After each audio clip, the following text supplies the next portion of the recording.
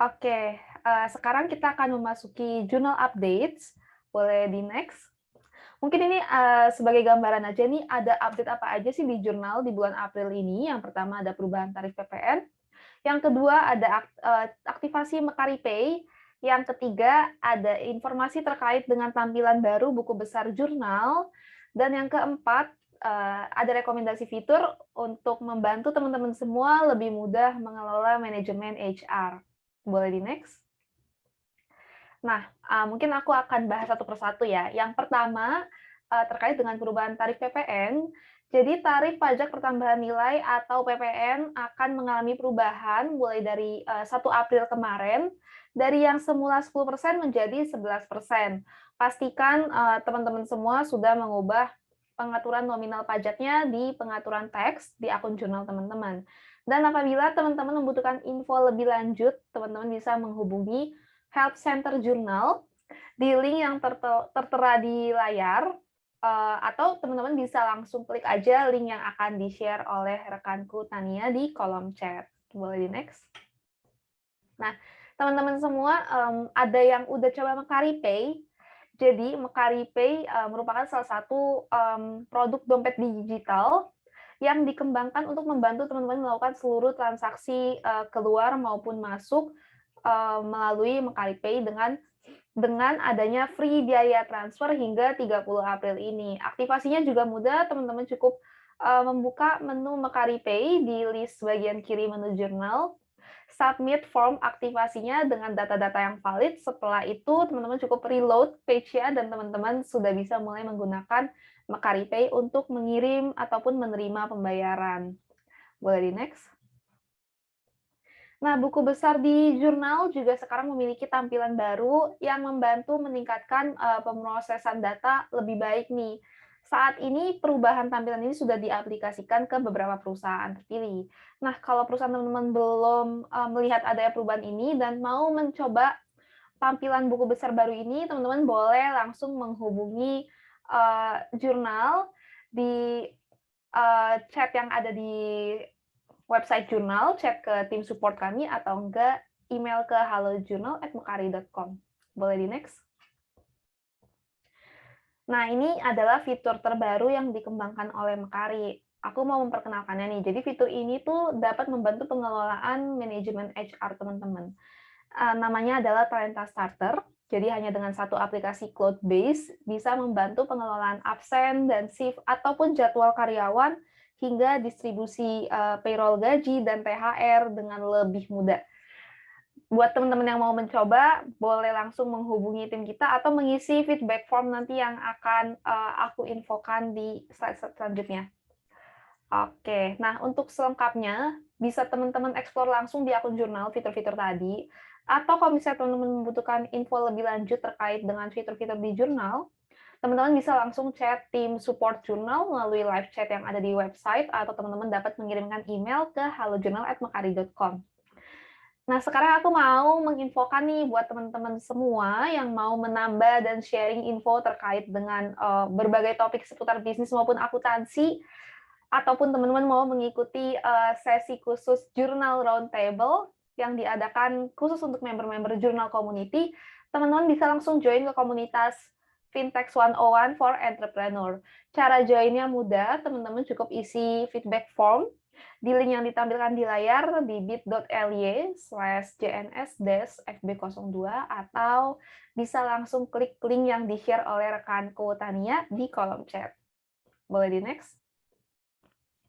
Nah, teman-teman juga dapat memberikan feedback untuk webinar hari ini dan juga menyampaikan ketertarikan teman-teman untuk join community yang sebelumnya tadi aku sempat jelasin, ataupun ke sesi jurnal certification nih, melalui link bit.ly/jn-fb02.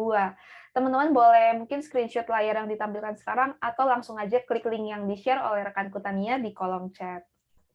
Boleh di next?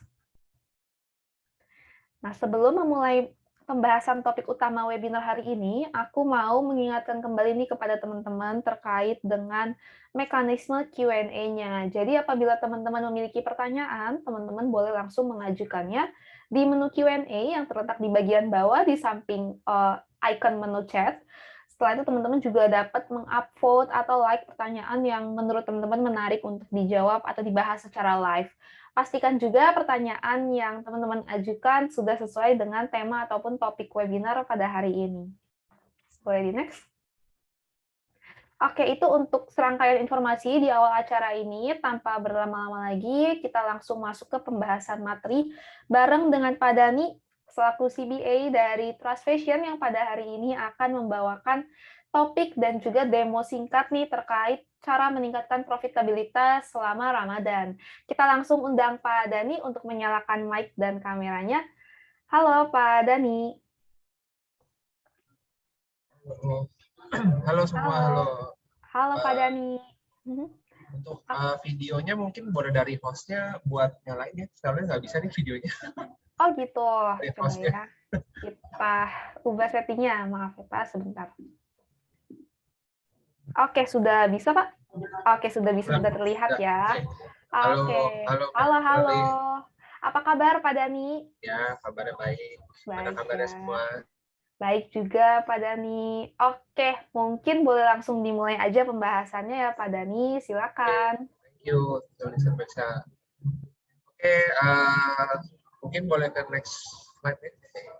Nah, sesuai dengan tema hari ini, saya di sini akan membagikan beberapa ya mungkin tips gitu ya, dan juga beberapa kriteria bisnis yang di masa Ramadan atau di hari raya itu biasanya bisa apa yang menjadi peluang gitu. Dan kita lihat sebenarnya mungkin teman-teman juga tahu lah, sebenarnya bisnis yang menjadi peluang tuh secara garis besarnya itu ya. Teman-teman tinggal lihat apa yang teman-teman pakai di badan. Sebenarnya itu kuncinya. Jadi kayak misalnya contoh, apa sih yang ada di badan kita? Pasti baju. Terus mungkin juga kita yang dipakai sehari-hari, misalnya makanan, gitu kan. Itu kan pasti kan tidak akan pernah lepas dan itu akan selalu berkaitan sama kehidupannya kita lah. Nah, dan yang berkaitan kehidupan kita yang dipakai sama customer good, yang disebut dengan rutinitas harian itu yang membuat peluang buat kita untuk menjadikan sebuah bisnis. Jadi ada beberapa sektor yang memang pada saat hari raya itu mungkin nggak terdampak atau mungkin cenderung turun. Ada beberapa sektor yang memang naik pada saat hari raya. Jadi kurang lebih yang akan dibahas di poin-poin ini itu adalah mengenai bisnis saja dan juga gimana strategi untuk meningkatkan profit pada saat hari raya tersebut. Boleh next?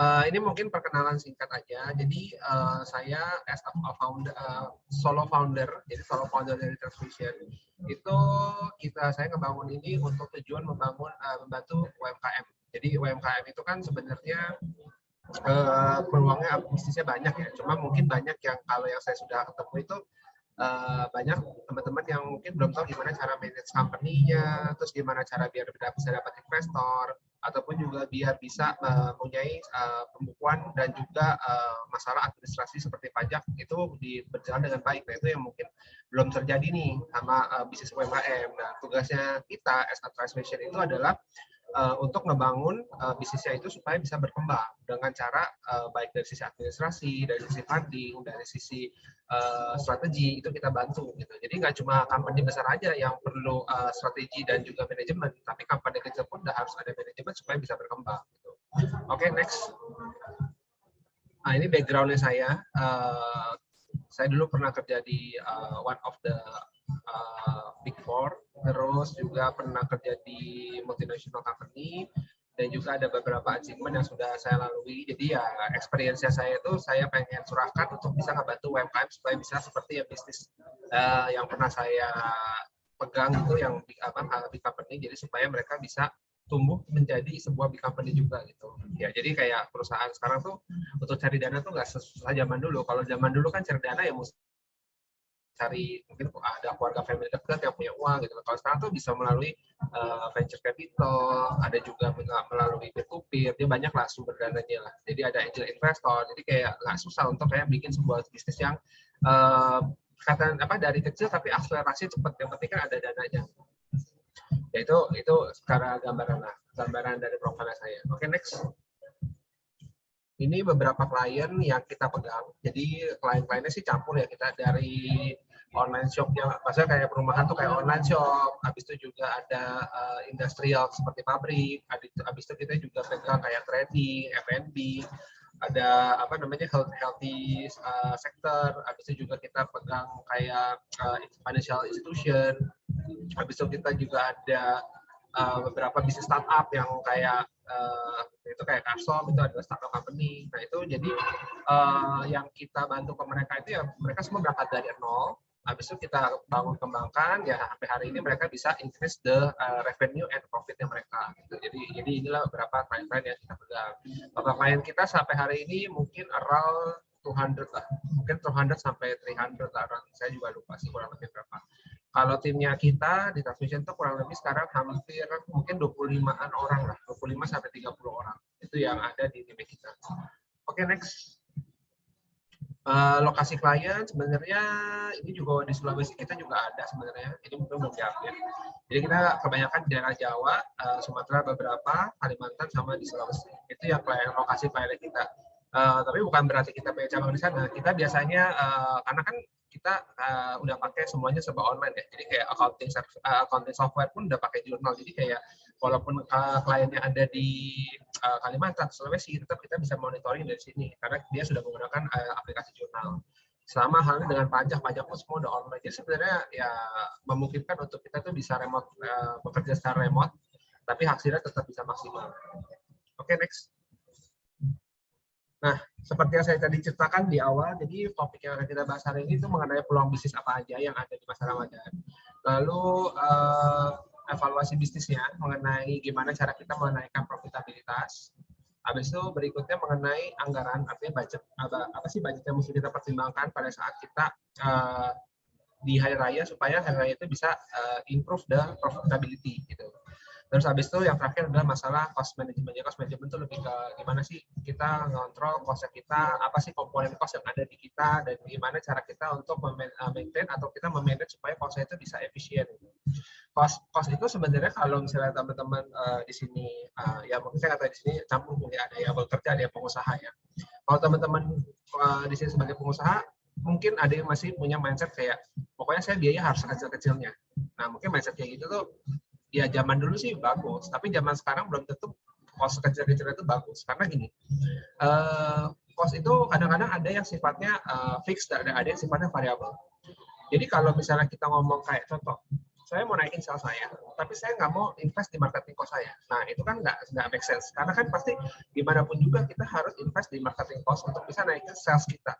Kalau sales jangan naik, kalau salesnya kita nggak invest di marketing, gimana caranya kita bisa menambah user atau customer kita melalui apa namanya istilahnya, mungkin sekarang kan zamannya udah teknologi ya, kita ngomong udah melalui AdSense, udah melalui collabs, melalui Instagram, sosial media. Nah itu kan semuanya harus butuh investasi kan, artinya butuh orang digital marketingnya, butuh talentnya, habis itu juga butuh kayak dana untuk ads-nya. Nah itu harus diinvest, dan itu yang akan ya membuat kita tuh berakselerasi. Jadi yang dulunya mungkin kalau misalnya di sini teman-teman adalah pengusaha yang udah berpuluh-puluh tahun ya, kita mungkin udah lebih dari 20 tahun yang lalu udah punya usaha. Zaman dulu nggak ada yang namanya AdSense, yang namanya selebgram.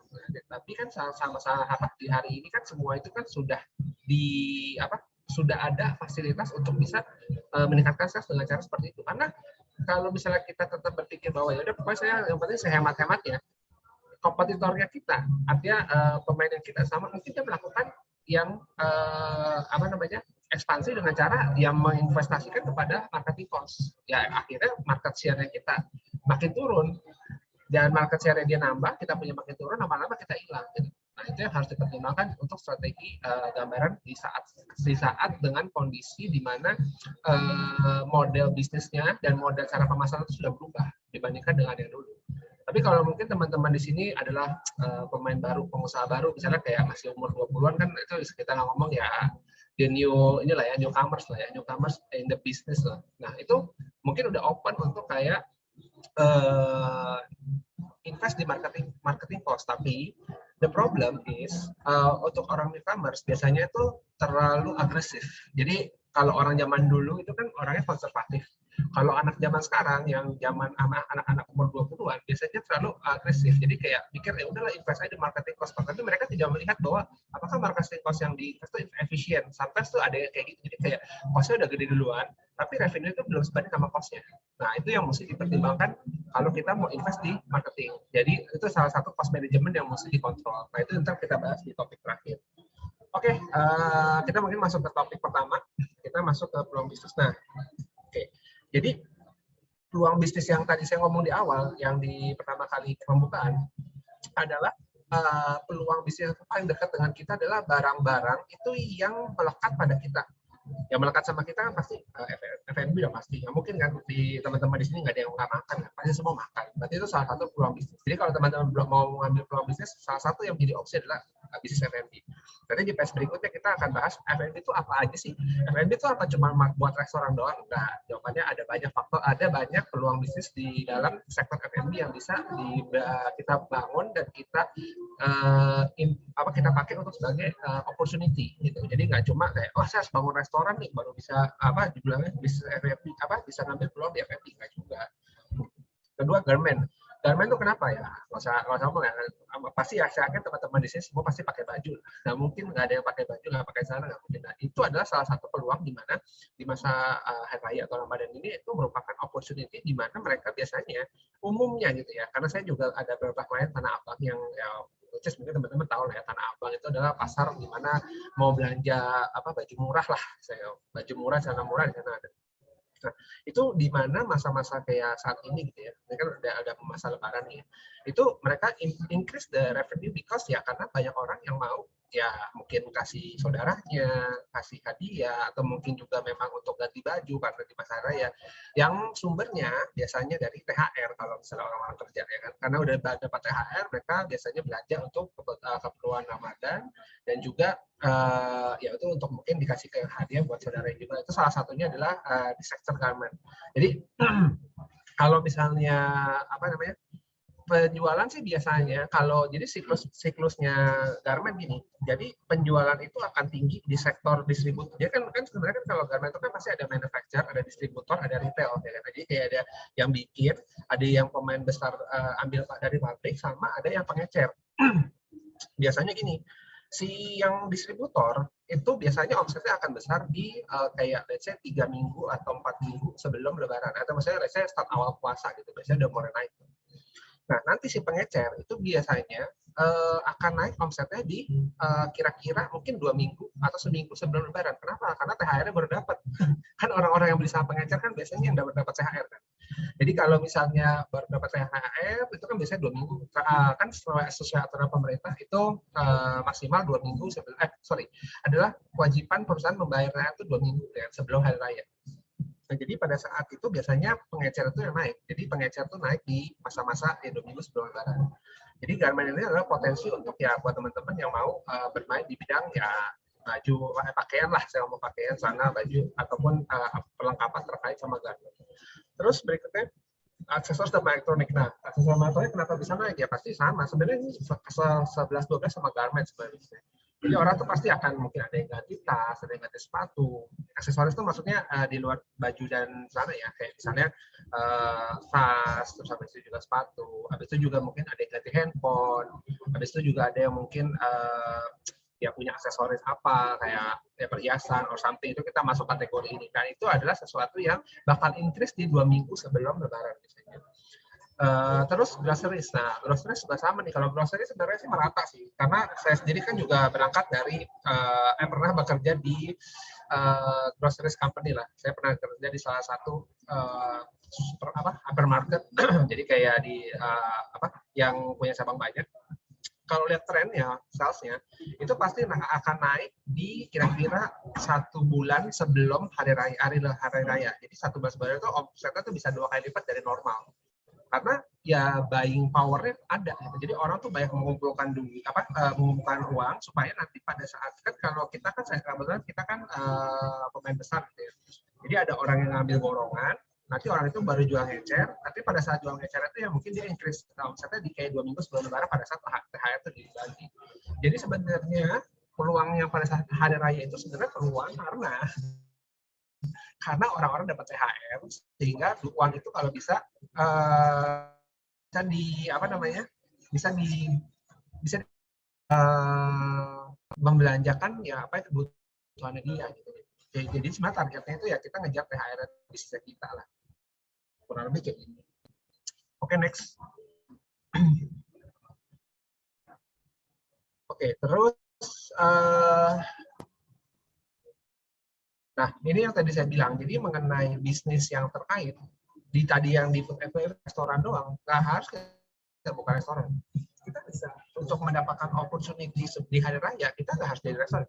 Kita bisa jadi makanannya bisa, jadi supplier minumannya bisa, jadi event organizer bisa. Kenapa jadi event organizer bisa? Karena banyak orang yang misalnya mau di-organize untuk bukber gitu, misalnya ada company yang mau minta di-organize untuk bukber, ada company yang minta ya pokoknya dibuat event supaya ada kebetulan nih kayaknya COVID kan di sini kan udah mereda ya. Kalau waktu tahun lalu kan kita nggak bisa lah kayak kumpul, sekarang kayak udah mulai lah. Jadi kayak kumpul udah jadi kayak event organizer ya udah hidup lagi lah. Terus supaya packaging makanannya gitu kan. Karena kan mungkin banyak orang yang bikin kayak apa namanya makan di kantor, habis itu perlu di packaging, habis itu ya ada supplier packaging yang mendapatkan apa namanya opportunity dari event-event yang ada di kantor gitu. Itu juga ada. Terus delivery service-nya itu juga pasti increase the revenue karena kita bisa kasih harus kirim misalnya kirim apa makanan kemana, nah itu kan juga pakai delivery kan. Terus ada catering ya mungkin juga bisa increase kalau misalnya untuk case-case ya, misalnya kayak mau ada event buka bareng gitu kan, buka barengnya pakai catering, nah itu juga bisa. Jadi kayak, nah ini adalah sektor-sektor di dalam food and beverage yang bisa jadikan kita peluang. Jadi peluang kita tuh nggak ngomong kalau ngomong F&B tahunya restoran aja nih, kita harus buka restoran nggak juga. Kita bisa jadi kayak supportnya restoran juga, gitu. Nggak harus jadi restorannya. Biasanya garment, garment ya biasanya pakaian lah ya, pasti pedagangnya, pedagang bajunya, kainnya, nah pedagang kainnya, bahannya kan tadi kan, habis itu distributor benangnya, habis itu juga pedagang pelengkap pakaiannya, jadi kayak misalnya benangnya atau apanya itu juga jadi meningkat. Jadi garment itu juga banyak faktor sektornya. Habis itu ya delivery service-nya gitu kan, karena kan harus kirim-kirim kayak mau kasih orang pakaian apa, nah itu juga ada pasti meningkat ya. Pokoknya pasti ada impact lah dari hulu ke hilir itu pasti akan ada impact. Jadi kalau misalnya intinya kan customer kan intinya gini, kita kan lihat end user yang beli nih, end user belinya apa sih? Baju misalnya, baju itu dari siapa sih produksinya, yang ngirim bajunya siapa sih? Nah itu semua adalah hulu ke hilir yang harus kita opportunity di mana bisnis ini akan bisa impact pada saat di hari-hari khusus kayak hari raya ini. Jadi itu yang mesti kita pikirkan, sebenarnya apa sih sebenarnya yang bisa memberikan impact kepada bisnisnya kita gitu. Terus berikutnya yang tadi aksesoris sama elektronik itu ya pasti tadi saya sudah ceritakan ya, jual handphone, tas, aksesoris, jam tangan, televisi, nah itu semua pasti increase. Tapi mungkin beda-beda ya, kita ngomong kayak mungkin antara penjual aksesoris sama handphone gitu ya, mungkin yang aksesoris secara kuantitas lebih banyak, handphone mungkin lebih sedikit, tapi mungkin kan tinggi gitu. Jadi ya macam-macam lah. Terus groceries, nah groceries kan teman-teman udah tahu lah, tiap hari kalau lihat sekarang di apa misalnya di supermarket or hypermarket gitu kan, atau di modern market gitu kan, itu kan semua kan pasti kalau dia tuh pasti ada yang bikin hampers, habis itu juga ada yang apa namanya makanan kaleng, kalau biasanya kosong tuh dijejer nih paling depan, biasanya kayak kaleng-kaleng biskuit, nah itu dijejer karena emang demand-nya lagi kayak gitu. Jadi kayak sekali beli bisa satu kotak gitu kan. Jadi kayak istilahnya ini adalah potensi peluang yang memang kita bisa ambil untuk kita jadikan peluang bisnis. Jadi sebenarnya kalau ditanya peluang bisnisnya di masa lebaran, di masa kayak mau lebaran atau hari raya itu, ya itu adalah kita harus melihat lagi, baik lagi, apa sih yang kita pakai sehari-hari, itu adalah yang menjadikan peluang. Karena kan konteksnya adalah di hari raya itu orang tuh punya peningkatan income dari THR dan juga punya euforia untuk kayak akan merayakan bersama dengan family or ya kerabat dekat lah gitu. Jadi ya pokoknya kan dari mulai biasa tuh ya, dari mulai puasa mulai ya ini kita ngomong yang hari raya lebaran ya, dari puasa mulai sampai hari raya Idul Fitri, yang pasti apa, yang pasti kayak udah nyiapin buat hampers, yang pasti bakal buka bareng tuh, kayak bukber tuh kayak tiap hari tuh ada aja bisa ada ngajak bukber. Nah itu kan juga merupakan part yang memang itu adalah potensi buat si pebisnis untuk ambil opportunity. Jadi kalau misalnya teman-teman tanya, bisnisnya apa nih saya kalau untuk kejualan hari raya? Ya udah pilih aja pokoknya yang teman-teman suka. Misalnya saya suka, misalnya apa? Saya suka baju nih misalnya. ya udah saya mau jadiin potensi peluang bisnis sih, ya cari aja, nggak usah bikin bajunya, cari aja karena apa, kira-kira baju yang suka apa, habis itu tinggal beli, nanti habis itu kita tinggal jualnya kan toko juga, kita bisa jual online shop, ya mekanisme dengan cara kalau mau door to door sih mungkin udah susah ya, kalau menurut saya paling gampang online shop, kita bikin online shop, jual baju untuk di masa-masa kayak gitu. Oke, next. Nah, oke, kita masuk ke section berikutnya, itu kita mengenai evaluasi bisnis hubungan dengan peningkatan profitabilitas. Nah, ini yang kita akan bahas mengenai gimana sih profitabilitas itu kita bisa ukur. Nah, sebelum masuk ke strategi evaluasinya, kita lihat dulu nih, mungkin teman-teman sendiri ada yang ngerti istilah profitabilitas. Jadi profitabilitas itu apa sih? Nah, profit itu tuh adalah kita tuh dapat uang berapa, kita tuh bayar modal berapa, dikurang biaya operasional berapa, itu adalah untung bersihnya kita. Jadi yang namanya profit itu bukan kayak gini cara berpikirnya. Kalau cara berpikir orang zaman dulu saya juga ya saya ngerti sih, mungkin nggak salah juga caranya. Jadi yang namanya profit itu kalau orang zaman dulu gini, uang masuk di bank berapa, uang keluar dari bank berapa, sisa rekening orang di bank itu ada segitu, itu yang saya bisa ambil. Itu nggak salah. Saya bilang itu nggak salah. Tapi itu jadi masalah nanti ke depannya. Karena gini, pada saat uang kita masuk, kita keluarin duit, ya. Terus kita anggap uang sisa rekening, misalnya rekeningnya, misalnya uang masuk 1 miliar, terus kita udah keluar uang selama 1 bulan itu misalnya 700 juta. Misalnya. Sisa dong 300 juta di rekening orang dong. Diambillah buat keuntungan. Nah, kan dia berasumsi itu keuntungan. Tapi ternyata dia ternyata nggak memperhitungkan. Ternyata uang itu tuh masih ada porsinya utang kita ke orang lain. Jadi pada saat dia beli barang ternyata dia tuh berhutang. Jadi dia pada saat beli 700 juta itu uang keluar, itu masih ada porsi utang yang belum dibayar. Jadi 300 juta itu sebenarnya nggak pure 300 juta karena masih ada utang, misalnya masih ada harus bayar orang 100 juta atau 150 juta. Artinya yang kita bisa ambil sebenarnya cuma 200 atau 150 juta, bukan 300 juta kita ambil. Kalau itu kita ambil, nanti kita nggak bisa berputar lagi uangnya. Karena kita harus bayar utang orangnya, akhirnya pakai apa? Pakai pendapatan di bulan berikutnya. Jadi efeknya buat kita adalah kita akan jadi short cash flow. Nah, itu yang makanya kenapa kita mesti ada yang namanya laporan keuangan yang mencerminkan keadaan sebenarnya di mana semua utang itu tercatat, semua pendapatan tercatat, sehingga kita tahu profit sebenarnya kita berapa, bukan lihat dari rekening orang. Kalau rekening orang kan banyak faktor. Rekening orang misalnya kita uang masuk 1 miliar, padahal penjualan kita misalnya 1,5 miliar. Nah, berarti kan kita masih ada 500 juta yang belum dibayar. Sama halnya dengan uang keluar. Uang keluar itu kita misalnya 700 juta. Tapi padahal kita masih ada utang misalnya 200 juta. Berarti kan sebenarnya 200 juta yang ada di bank itu belum bisa kita ambil kalau kita mau bayar vendornya. Jadi kayak berpikirnya profit itu bukan hanya sekedar rekening orang. Orang zaman dulu sih saya paham. Orang zaman dulu tuh pasti dari rekening orang. Bulan ini saya untung segini dari rekening orang. Saya udah banyak yang saya ketemu dan yang maksudnya kita ngomong yang umurnya mungkin above 60 lah. Kalau saya yang above 60 itu selalu berpikirnya kayak gitu karena bisnisnya kan udah kayak 30-40 tahun yang lalu lah ya kita ngomongnya. Dia berpikir seperti itu. Tapi ini kelasnya masih UMKM nih. Tapi beda kalau saya ketemu yang udah 30 tahun bisnis, tapi dia udah punya kayak holding company, habis itu dia juga punya hasil dari company-nya udah ada 10. Nah, itu udah beda. Cara berpikirnya udah beda. Karena udah punya financial statement, udah punya laporan keuangan yang bisa kita ukur, kita measure bahwa bisnisnya itu profitable dan cash flow-nya itu sehat. Jadi, bisnis yang profitable itu belum tentu cash flow-nya sehat. Kayak misalnya contoh, saya punya profitnya saya misalnya pendapatan saya 1 miliar. Tapi 1 miliar kan berarti kan saya punya artinya kan berasumsi saya punya keuntungan 1 miliar gitu ya kalau misalnya saya nggak punya biaya. Tapi ternyata 1 miliar itu semuanya masih piutang. Jadi duitnya belum ada di rekening. Jadi rekeningnya pasti kosong. Jadi kita tuh mesti lihat dari sisi dua hal kalau untuk bisnis ya. Satu adalah profitability, kedua itu adalah cash flow. Cash flow itu kan adalah real uang yang memang masuk dan keluar dan memang kita harus ukur sebenarnya uang kita tuh masih sehat apa enggak. Sedangkan kalau profit itu adalah istilahnya gini, performance. Jadi kayak misalnya kita punya mobil gitu ya. Mobilnya tuh sebenarnya masih bisa jalan berapa kilo sih gitu istilahnya. Gitu. Jadi punya kekuatannya berapa lama lagi gitu. Sama halnya dengan profit. Jadi kayak profit itu kita tuh kayak keuntungan kita tuh berapa yang benar gitu ya. Tapi bukan termasuk utang yang memang masih harus dibayar pun termasuk dalam biaya yang memang harus termasuk dalam profitability. Kayak gitu kurang lebih. Terus kayak komponen biaya.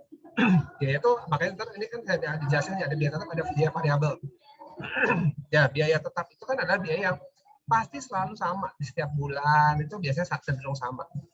Contoh apa? Contohnya pasti gaji. Gaji karyawan itu pasti kan cenderung sama ya, kecuali ada kenaikan gaji di tahun depan, itu baru nanti kita bilang ada ya kenaikan lah biaya tetapnya, tapi kan maksudnya tidak tiap kali berubah. Beda sama biaya variabel.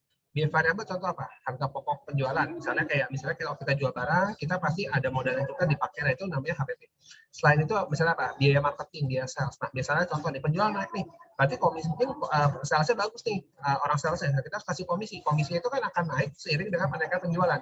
Sama halnya dengan marketing cost. Marketing cost itu akan men-trigger penjualan. Pasti kalau misalnya penjualan kita mau naik, pasti marketing cost kita juga harus kita naikin. Karena kalau enggak, pasti penjualannya tidak akan terdongkrak karena tidak ada trigger yang membuat kita tuh harus kayak membuat salesnya itu harus increase gitu. Jadi nggak ada trigger. Kalau kita ngambil marketing cost, kita juga nggak ada triggernya. Jadi bisnis yang mau growing harus invest di seperti itu. Karena pada kenyataannya saya ada pegang bisnis yang udah cukup tua gitu ya, yang ngomong 10 tahun, 20 tahun itu saya ada pegang.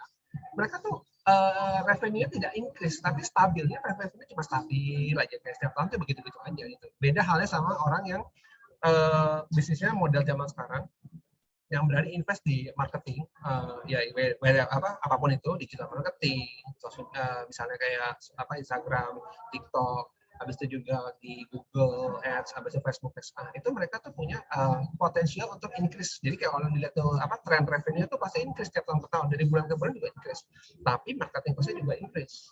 Nah, itu tinggal gimana kita ngolah supaya one day ada satu titik di mana revenue itu akan increase dengan sendirinya tanpa harus naikin marketing cost. Itu adalah mekanisme cara kerja startup company. Jadi startup company itu pasti biasa loss di awal. Habis itu nanti lama-lama marketing cost-nya tetap steady. Steady itu artinya tetap, tapi revenue increase karena orang udah tahu bahwa ada brand ini yang bisa ngapain gitu misalnya. Misalnya ada brand saya Transmission. Nah, itu sudah bisa, misalnya orang udah tahu nih dari bahwa tanpa diiklankan pun, mereka tuh tahu kalau misalnya tadi itu adalah business consultant atau tax consultant atau accounting consultant. Jadi kayak semua tuh udah punya image ya. Sama kalau misalnya kita ngomong, oh saya kalau mau beli air minum, saya misalnya mau minum air minum, pasti orang mikirnya udah pasti aqua gitu. Jadi kayak ya, itu yang harus kita bangun dengan cara membakar marketing cost itu. Oke, next. Nah, ini saya kasih sebuah ilustrasi ya. Ini ilustrasi gimana sih cara kita ngevaluasi sebuah profitability kita. Jadi saya di sini akan membuat kayak sebuah simulasi. Simulasi pertama, simulasinya adalah saya punya pendapatan 1 miliar. Biaya variabel saya 30% dari 1 miliar tersebut. Biaya tetap saya 100 juta. Sama itu menghasilkan profit saya 600 juta. Nah, pertanyaannya, kalau saya bisa naikin income saya 10%, pendapatan saya misalnya saya mau ekspektasi naik 10%, berapa sih kenaikan profitnya saya? Kenaikan profitnya 70 juta nih kalau saya naikin pendapatan 10%. Sama halnya kalau misalnya kalau di simulasi yang ketiga, kalau misalnya biaya tetapnya saya mau potong 10 juta nih, misalnya saya ada potong perjalanan dinas, saya kurangin 10 juta.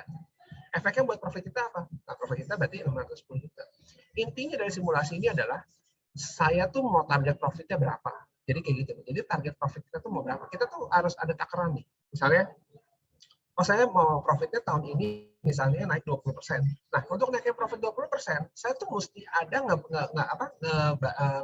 ngeubah antara revenue saya, pendapatan saya, atau biaya saya. Jadi kan pilihannya pendapatan saya harus naik, atau biaya saya harus turun. Nah, kalau mau penaikan pendapatan, berarti kan pasti ada sesuatu yang harus dilakukan untuk men-trigger agar pendapatan bisa naik. Jadi kayak misalnya saya punya pendapatan 1 miliar, saya mau naikin jadi 20%. Ya nggak mungkin kan kalau tiba-tiba diem-diem aja, nggak apa-apa, tiba-tiba naik 20%. Tapi kan harus ada kayak misalnya, oh saya invest deh di marketing cost. Saya misalnya mau invest di Google Ads misalnya 10 juta per bulan. Ya itu mungkin bisa men-trigger si pendapatan supaya naik jadi 20%. Jadi ada cara di mana sebuah strategi itu tuh ada teknik untuk kayak apa sih gitu. Jadi kayak istilahnya kalau kita ada output nih, kita ada goalnya kita udah ada. Tinggal gimana cara ngolah goalnya itu. Jadi kayak prosesnya itu apa? Nah, prosesnya adalah invest di marketing cost misalnya. Atau kita efisiensi di fixed cost. Kayak fixed cost ya, sehingga ada kayak perjalanan dinas. Kayak misal contoh sekarang nih, kalau teman-teman perhatikan pasti kan ya di sini mungkin ada ya kendaraan naik mobil motor ya. Pasti berasa bensin kalau misalnya pakai Shell, bensinnya naik nih. Sekarang udah yang kalau nggak salah V-Power itu udah 17.500 per liter. Nah, berarti kan dulu misalnya pakai V-Power mungkin diturunin Pertalite itu misalnya. Nah itu kan salah satu teknik untuk aku turunin namanya fixed cost gitu. Ya banyak lah tekniknya. Terus kayak biaya variabel. Biaya variabel itu kan adalah biaya yang melekat ya. Jadi kayak marketing cost atau istilahnya kayak cost of sales. Jadi kayak HPP-nya gitu ya. Nah itu akan increase kalau revenue increase. Tapi pertanyaannya kan sebenarnya bisa nggak kita reduce HPP? Bisa aja. Banyak faktornya. Misalnya kayak contohnya kita bisa bernegosiasi sama suppliernya, ya kayak atau misalnya kita ngambil kontrak lebih panjang atau kita bayar cash sama supplier. Nah, itu kan sebenarnya teknik untuk kayak meningkatkan profitability kita. Nah, tergantung kalau misalnya teknik cash flow-nya ya balik lagi ke kita mau mekanisme cash flow-nya kita lebih prefer untuk bayar cash supaya dapat harga lebih murah atau kita bayarnya nanti harga lebih mahal tapi cash flow kita aman. Nah, itu kan teknik-teknik untuk kayak ngatur keuangan kita. Kalau cash flow-nya kita bagus ya kita bayar cash aja supaya harga lebih murah jadi profitnya lebih gede gitu. Kurang lebih kayak gitu. Nah, jadi simulasi ini tuh mengacu kepada teknik break even point. Jadi kita tuh untuk dapetin sebuah profit sekian, berapa banyak sih barang yang kita harus jual agar kita bisa mencapai titik profit yang kita mau. Jadi break even point itu fungsi dari mekanisme untuk mengevaluasi profitabilitas kita. Kalau kita nggak tahu nih, kalau kita sendiri nggak tahu berapa sih barang yang kita mau jual supaya kita break even. Break even itu maksudnya impas ya, maksudnya profitnya 0 gitu. Kita tuh juga nggak bakal tahu target penjualan kita akan seberapa. Jadi kayak misalnya jualan apa ya? Saya gampang lah, saya jualannya nggak saya ribet-ribet. Saya jualan satu jenis minuman aja misalnya. Minuman kopi lah ya, kopi americano lah. Saya cuma punya menu itu doang. Kopi americano ini tuh kalau dijual 100 pieces itu saya impas. Kalau misalnya saya itu pakai break-even. Berarti kalau saya mau naikin misalnya saya mau dapat profit 300 juta misalnya dari si jualan americano ini, berarti saya harus jual kuantitinya berapa. Nah, pakai break-even point ini itu yang bisa menentukan bahwa saya berarti harus jualannya 130 cup supaya saya bisa profitnya 300 juta. Nah, kayak gitu. Gambarannya kurang lebih kayak gitu. Oke, next.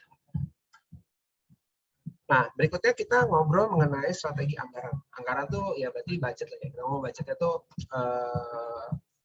kayak menentukan sebenarnya tuh compare untuk selama hari raya itu sebenarnya apa aja sih yang mesti kita anggarin.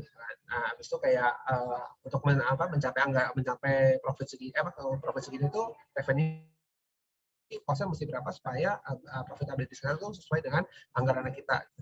Oke, next.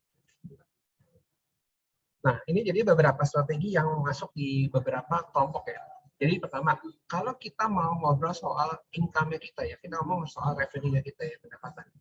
Itu gimana sih strateginya? Nah, ini strateginya biasanya itu kita bikin dulu nih perbandingan sama periode sebelumnya. Periode sebelumnya itu bisa bulan sebelumnya, bisa tahun sebelumnya, tergantung jenis bisnisnya ya.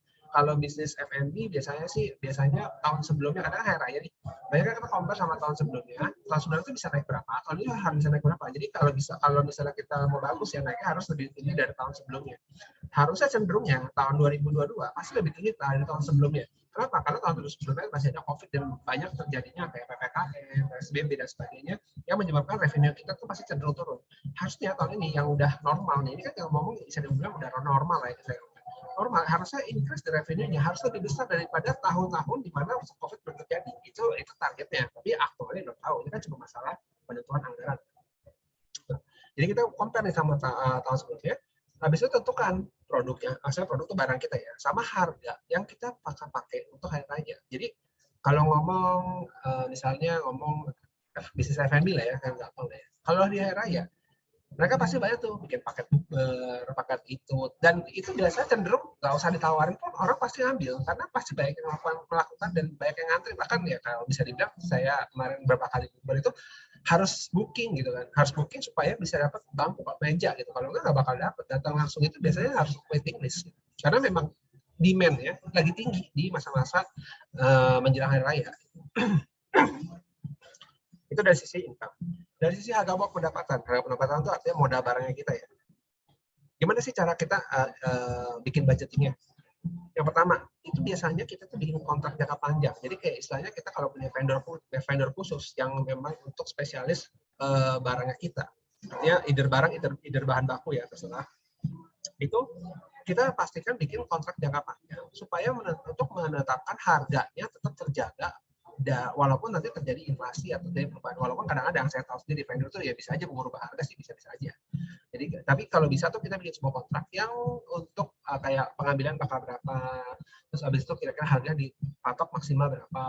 Jadi kita tuh udah punya ancar-ancar bahwa maksimal modal saya tuh akan segini karena saya sudah membuat sebuah perjanjian sama vendor. Habis itu juga berikutnya jadi kebutuhannya pastiin tuh gini, kalau kita udah tahu nih hari raya itu bakal naik penjualannya gitu. Jangan sampai kita nyetok barang itu ngepas. Kayak misalnya kita nyetok barangnya kayak hari-hari biasa. Nanti pas hari raya kita nggak bakal dapat momennya karena barangnya habis. Barang kita udah habis itu juga kita jadinya ya nggak bisa jual. Kapan habis kan ya udah tutup toko kan, nggak bisa jualan.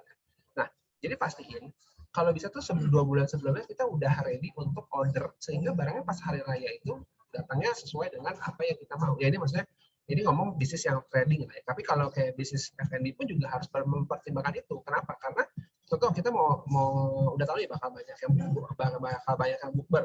Ya kan kita udah harus siap-siap, vendor kita harus ready juga kan. Kita harus kayak announce vendor kita bahwa kita bakal beli sekian banyak nih. Kalau enggak nanti vendornya bakal alokasikan barang ke orang lain. Misalnya ke restoran siapa yang pakai bahannya dia gitu. Dan kita nggak dapat stoknya, jadi kita harus kunci juga gitu. Kayak kalau bisnis makanan, kalau bisnis barang mah udah nggak usah nanya ya, bisnis barang kan kayak trading itu harus emang udah jauh-jauh hari harus order gitu. Kalau nggak barangnya keburu habis atau barangnya ya karena mereka si vendornya yang mungkin sibuk juga gitu ya ngurusin pesanan lain, kita juga nggak bakal dapat barangnya. Itu yang harus dipertimbangin. Terus biaya operasional sekarang, kita ngomong pendapatan sebelum modal ya, sekarang ngomong biaya operasional. Biaya operasional juga kalau kita kan kita ngomong kayak apa ya, hari raya itu kan bukan kayak 10 tahun sekali gitu ya. Kita ngomongnya ini kan setahun sekali. Berarti kan sesuatu yang konsisten. Pasti ada hari di mana kita harus bagi THR. Ya kan? Nah, untuk udah tahu kita mau bagi THR, kita tuh harus cadanginnya itu bukan pas hari-hari THR-nya, tapi setiap bulan kita udah harus bikin provisi. Jadi setiap bulan tuh kayak misalnya contoh kita profitnya misalnya sebuah bisnis gitu ya, profit rata-rata 100 juta sehari.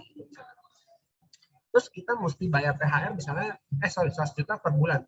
Kita mesti bayar THR di hari raya itu misalnya 30 juta. Nah, jangan sampai kita tuh kayak 100 juta tuh akhirnya kita ambil jadi profit gitu kan. Nanti pas bayar THR nggak ada uangnya. Kan ribet kan. Jadi kalau bisa diprovisiin. Jadi kayak 100 juta itu sisihin, misalnya sisihin 30 juta mau dibagi berapa kali? Dibagi 6 kali. Ya, misalnya dibagi 6 kali lah, berarti 5 juta tiap bulan. Berarti 5 juta di Januari, 5 juta di Februari, gitu-gitulah. Jadi sampai nanti pas bayarannya, duit itu ada di tabungan. Jadi jangan diambil semua uangnya buat jadi profitnya kita. Jadi kita harus ada pertimbangan kayak gitu. Terus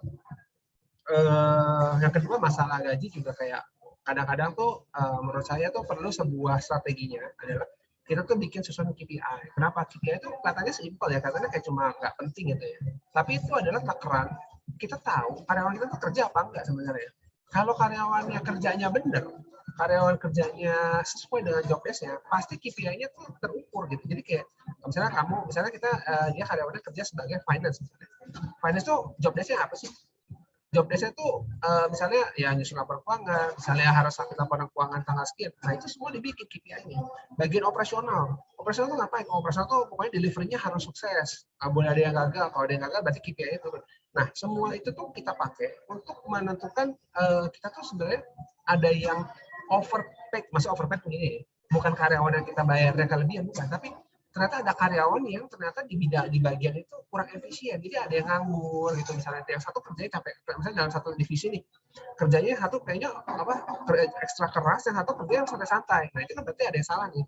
Berarti mungkin orang ini memang bukan harusnya di divisi ini, tapi divisi lain yang mungkin membutuhkan. Jadi kayak kita tuh bikin KPI itu pentingnya untuk kayak ngukur bahwa setiap divisi itu memang sudah terukur, sehingga apa yang kita bayar gaji, ya saya ini ngomong sebagai pengusaha ya, karena saya pernah jadi karyawan juga. Jadi sebagai pengusaha kita tuh mengukur yang kita bayar ke mereka itu tuh ya menghasilkan efisiensi yang maksimal. Jangan sampai kayak kita bayar 10 orang karyawan, yang kerja cuma 2, yang 8-nya mungkin ya kadang kerja kadang enggak. Tapi kita terbayar gaji kan itu bukan sesuatu yang kayak hari ini kamu besok dibayar, bulan depan nggak dibayar. Gaji kan selalu dibayar, makanya selalu jadi fixed cost.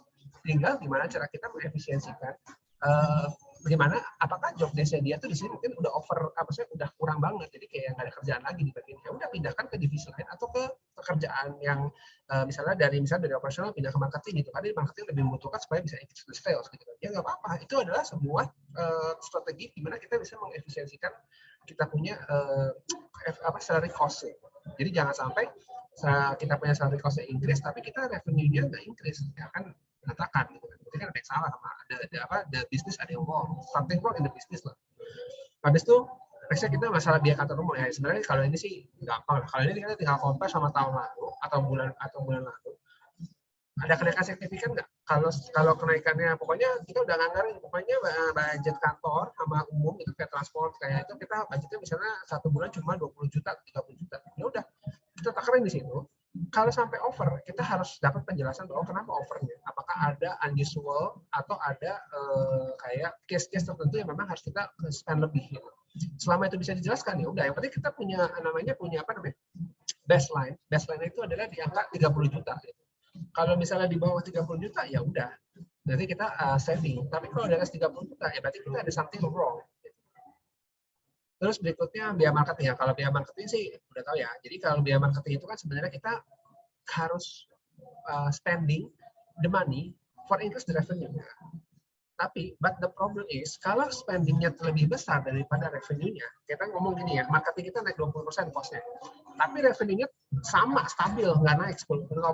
Berarti apa yang dimarketingin gitu kan? Apa yang dibuat program marketing nggak ada yang dilakukan kalau penjualannya nggak naik. Apa gunanya marketing? Gitu kan? Jadi, harus dilihat percentage-nya. Jadi kalau biaya marketing kan tadi saya ngomong di awal ya, saya udah ngomong di awal bahwa itu adalah variable cost. Jadi kalau dia increase, revenue harus increase. Jadi kalau membuat planning berdasar marketing, jadi yang dibandingkan adalah percentage dari revenue-nya. Jadi kalau misalnya marketing itu misalnya saya tahun ini 5% dari revenue, next year itu harus juga mostly itu 5% dari revenue. Kalau tiba-tiba marketing cost-nya 10% dari revenue atau sampai 20% dari revenue, berarti ada yang kurang efisien. Jadi kayak marketing cost-nya kemahalan, tapi revenue-nya tidak increase sesuai dengan kenaikan marketing cost, sehingga persentase marketing cost dari revenue itu lebih besar daripada tahun sebelumnya. Nah, itu yang mesti kita jaga. Jadi percentage yang kita jaga kalau variable cost. Terus habis itu ya untuk strategi berikutnya, selain dari angka, kita juga ngelakuin yang promosi. Ya ini sebenarnya sih sebenarnya strategi ini strategi umum lah, semua juga ada tahu ya, namanya promosi itu harus dilakukan. Tapi kadang-kadang ya kita ngomong lah, saya percaya di sini tuh campur lah ya. Ada yang bisnis modelnya udah mature, ada yang bisnis modelnya masih kayak learning, ada yang curve-nya masih kayak maksudnya kayak masih mau naik, masih belajar lah istilahnya. Learning, misalnya learning the bisnisnya tuh bisnis curve-nya tuh kayak masih ada campur-campur masih. Kalau yang bisnisnya udah mature, biasanya promotion itu untuk maintain karena udah mature bisnisnya, jadi udah marketnya udah kayak ya marketnya udah kecil banget lah untuk diambil. Tapi kalau bisnis yang masih growing atau kita ngomong yang dalam proses learning, promosi itu harusnya bisa meningkatkan revenue dia, mungkin naik 20%, revenue bisa naik 30-40%. Gitu. Jadi dibikinlah sebuah program promosi yang dalam satu tahun itu disesuaikan dengan keadaan bisnisnya. Jadi kayak kita tuh kalau market itu bukan kayak begini ya modelnya. Kayak misalnya kita tuh mikirin marketingnya baru di hari ini. Kayak misalnya, tiba-tiba hari ini saya besok mau pasang di Instagram gitu misalnya, atau besok mau bikin YouTube gitu misalnya. Itu akan menyebabkan kita tidak ada konsistensi dan kita nggak tahu mau ngapain. Jadi kalau bisa marketing itu selalu di planning ini adalah 1 year before. Jadi kayak misalnya kita udah closing di Desember gitu kan. Nah, kita udah tentuin nih, tahun depan kita mau program apa aja. Bulan Januari mau ngapain, bulan Februari mau ngapain, Maret mau ngapain, sampai Desember kita mau ngapain. Programnya sudah ada dalam 1 tahun. Itu yang membuat kita punya roadmap dan kita tahu targetnya kita tuh berapa, new customer kita, target leads yang mau didapat. Habis itu conversion rate-nya berapa persen, itu semua karena kita udah ada programnya. Karena ada program. Jadi kayak misalnya contoh nih, kalau ngomong program tuh misalnya program TV lah ya. Orang tuh bikin sebuah program, misalnya program channel YouTube maksudnya gini kan, ada orang bikin program kayak acara apa gitu yang series gitu kan. Mereka tuh udah ada targetnya, cost production untuk bikin videonya berapa, bayar talentnya berapa, habis itu target the increase of the revenue from ads-nya berapa, sama kayak mungkin dapat dari brand gitu biasanya. Nah itu mereka udah ada targetnya. Nah itu yang mereka jadi patokan untuk program selama 1 tahun. Programnya macam-macam lah 1 tahun, tapi itu yang mereka udah kejar gitu. Jadi kurang lebih strategi itu harus seperti itu dari sisi marketing. Kalau nggak bisnisnya kita nggak akan bisa growing. Kalau kita cuma ngandelin, saya baru kepikirannya sekarang nih. Enggak, kita mikir tuh udah harus tahun sebelumnya. Tahun sebelumnya itu kita harus pikirin untuk next year. Gitu. Jangan sampai next year-nya kita baru mikir, baru jalanin, ya kita telat. Gitu. Tapi jangan ngomong case-nya kalau tiba-tiba COVID ya. Kalau COVID itu case ada extraordinary ya. Mana ada ya orang marketing ngebudgetin dia marketing ada COVID-nya, itu nggak ada. Zaman dulu. Kalau zaman sekarang sih ya mungkin semi konservatif lah. Tapi orang marketing sama saya selalu oportunis, harus selalu positif dan optimis lah. Oke, next.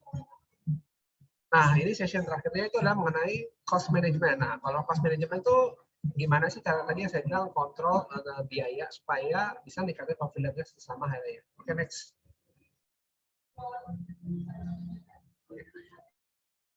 Ya, balik ke fixed cost sama variable cost. Jadi selalu kalau ngomong cost management itu pasti fixed cost sama variable cost. Jadi strategi dari sisi fixed cost adalah ini kalau fixed cost yang dari dulu sampai sekarang pasti namanya kan fixed cost ya. Fixed cost itu kan suatu biaya yang selalu sama. Ya, cenderung sama lah, saya nggak bilang 100% cenderung sama. Ya pasti kita ngelakuin apa? Bandingin nih periode ini di bulan ini tahun ini dibanding sama tahun lalu. Cost-nya mau increase berapa? Karena kan dia fixed cost. Misalnya contoh nih THR naik kalau jumlah karyawan naik, tapi kalau jumlah karyawan yang nggak naik, berarti kan THR sama, gitu kan? Jadi kita bikin comparison. Jadi target berapa? Jadi yang mau kita keluarin fixed cost-nya di periode ini berapa? Dan kita mau efisiensi apa? Gitu. Ya, karena fixed cost itu efisiensinya gampang. Kalau fixed cost kan sesuatu bisnisnya jalan nggak jalan tetap kita harus bayar. Tapi kan kalau misalnya bisnisnya kita nih misalnya revenue increase, tapi kan namanya fixed cost kan selalu sama. Kalau revenue kan sesuatu, nah itu yang kita jaga biar supaya dianya nggak bengkak di fixed cost. Terus ya itu melakukan penyisihan. Jadi kayak kita kan udah bakal bayar misalnya THR di masa sebelum hari raya. Bikin provisi. Jadi kita harus sisihin, ya istilahnya kayak ditabungin dulu lah nih. Ditabungin. Jadi pada saat hari raya kita bisa bayar dari tabungan itu. Jangan sampai nanti pas hari raya uangnya nggak ada. Gitu. Jadi pas mau bayar THR nggak ada uangnya kan nanti demo karyawan. Gitu. Terus berikutnya mengenai biaya variabel. Nah, biaya variabel itu kita melakukan analisa vertikal. Vertikal tadi saya cerita, analisa vertikal adalah membandingkan antara biaya variabel dengan revenue-nya. Jadi biaya variabel dengan revenue itu harus persentasenya, bukan amount-nya ya. Saya sih lebih cenderung persentasenya harus cenderung stabil. Kalau amount-nya, kalau bisa biaya variabel, biasanya cenderung mengikuti si amount-nya revenue. Kalau revenue-nya naik, biasanya biaya variabel ikut naik. Kalau revenue turun, biaya variabelnya biasanya ikut turun. Biasanya kayak gitu. Nah, yang kita jaga itu persentasenya. Artinya yang tadi, kayak misalnya biaya lalu 5% dari revenue. Tahun ini revenue saya naik, tapi biaya marketing saya tuh harus dijaga di 5% dari revenue. Biaya marketing kan naik juga, biaya marketing kan naik, tapi persentasenya sama. Ya moga-moga kebayang lah ya. Jadi persentasenya sama, tapi biaya marketingnya naik. Persentasenya sama, tapi jumlah amount-nya naik karena dia ngikutin kenaikan si revenue.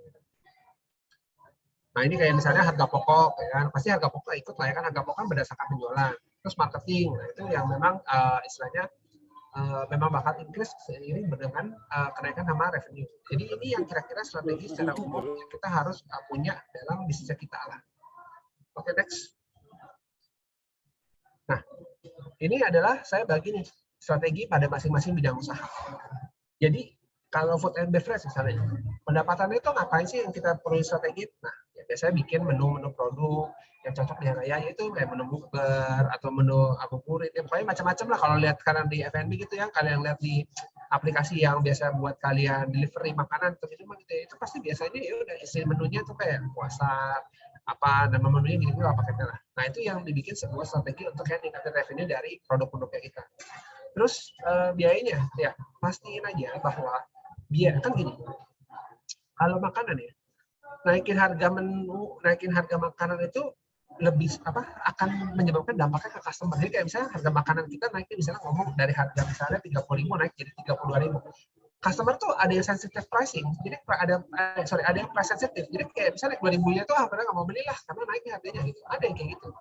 Tapi kita tuh sama vendor kita itu nggak bisa. Misalnya contohnya, vendornya kita misalnya kita butuh barangnya dia lah misalnya. Tapi vendor ini tuh harganya naik 10%. Pertanyaannya barangnya dia kita mesti pakai di barangnya dia. Kan kita nggak mungkin nggak beli. Dia naik 10% kita tetap beli. Tapi kita nggak bisa jualan naiknya 10% juga. Karena customer bisa nggak mau pilih, ya udah nggak mau makan di sini. Jadi kita harus pastiin bahwa kita punya bahan baku yang cukup untuk di hari-hari raya itu, sehingga kita tuh udah memastikan bahwa kita sudah kunci harganya gitu. Jangan nanti pas tiba-tiba si vendor naik harga, kita barangnya belum ada, kita jadi kedapatan harga yang mahal. Nah kayak gitu. Jadi kita harus berpertimbangan itu jauh-jauh hari lah. Terus garment. Nah, garment tuh kita ngomong tuh kalau garment tuh biasa pakainya kalau umum ya biasa bikin promo. Jadi kayak intinya tuh pengen habisin barang lah, lebih cenderung kayak pengen habisin barang dengan sehingga omsetnya naik. Biasanya memang marginnya lebih kecil jadinya dibandingkan kalau misalnya, tapi mereka memang ngejar quantity biasanya. Jadi kayak bikin promo, bundling agar konsep penjualannya meningkat karena mereka pengen habisin barang supaya nanti mereka setelah lebaran tuh bisa putar lagi gitu. Dana soalnya kan uangnya nggak mau mati di barang kan, pasti kan mau dijadiin duit lagi kan. Duitnya itu biar supaya bisa diputar. Terus kalau biayanya strateginya gimana? Ya udah pokoknya yang pasti ngelakuin pembelian dari awal dengan kita makanya harus punya namanya estimasi atau budget di mana pada saat pengirimannya itu kita pesen 2 bulan sebelumnya sehingga barangnya bisa nyampe sebelum hari rayanya gitu.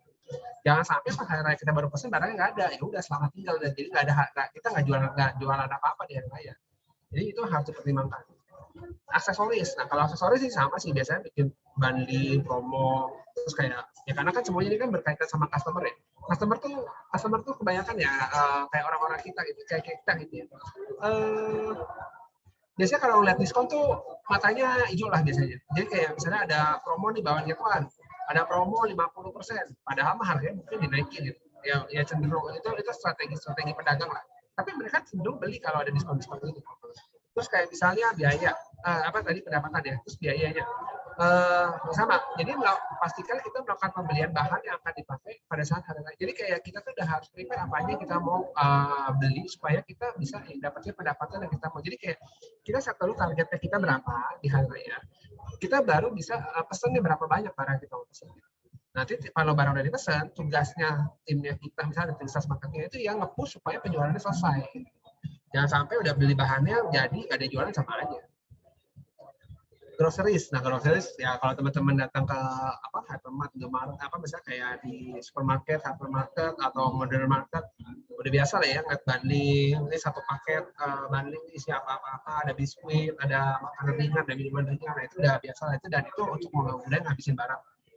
Terus biaya, nah biayanya berarti harus kita punya kontrak sama supplier kita supaya kuantitas barangnya itu dipastikan ada untuk memenuhi target penjualan kita. Jadi balik lagi, kita mau pesan sama supplier itu dasarnya apa? Dasarnya kita mau target jualan kita berapa?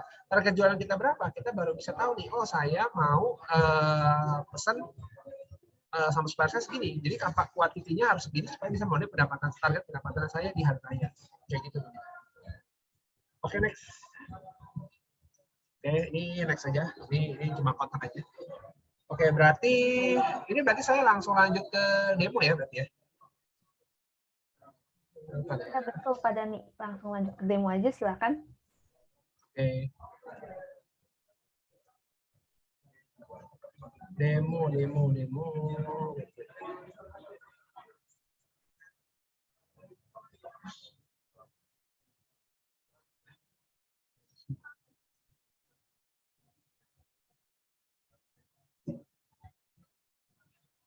Oke, ini kalau di sini semua mestinya udah pengguna jurnal ya harusnya. Berarti saya nggak usah memperkenalkan apalah ini lah ya. Udah kelihatan bentuk dan warnanya udah sesuai yang biasanya dilihat tiap hari lah ya.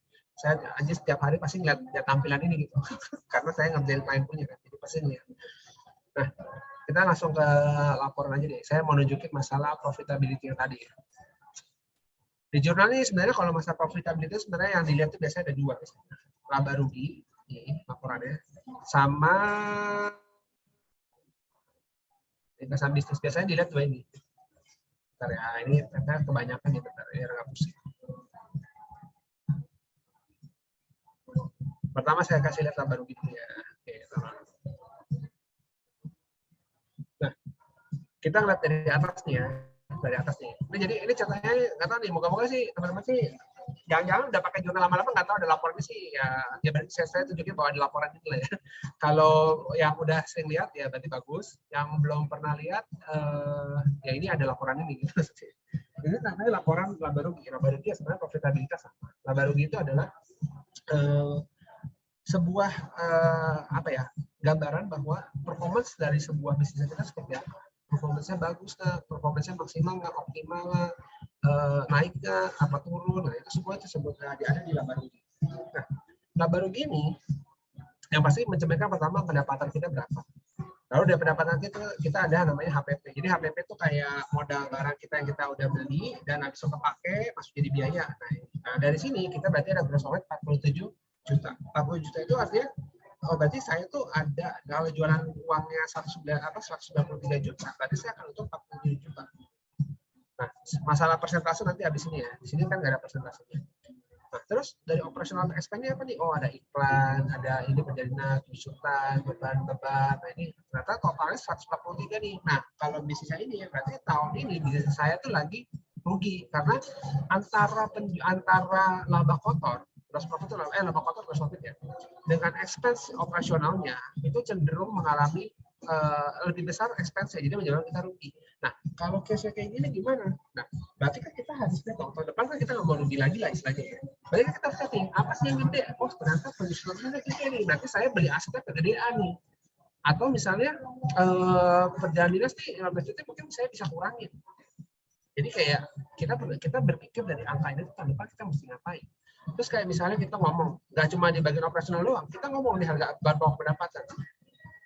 Saya jualnya 193, tapi saya untungnya cuma 47 juta. Sebenarnya untung saya bisa lebih dong harusnya. Kalau misalnya saya HPP saya kecilin. Berarti harus berpikir yang salah apakah ada vendor-vendor atau barang-barang yang bisa kita ganti barangnya lebih murah, atau adakah juga vendor-vendor yang kita bisa negosiasi supaya barangnya bisa dapat lebih murah. Jadi ya kita untuk naikin untuk naikin profitnya berarti kita harus kurangin HPP-nya gitu. Karena kalau naikin revenue ya pasti naik, tapi kan HPP ikut naik juga kalau kita nggak kurangin secara harga dari vendornya.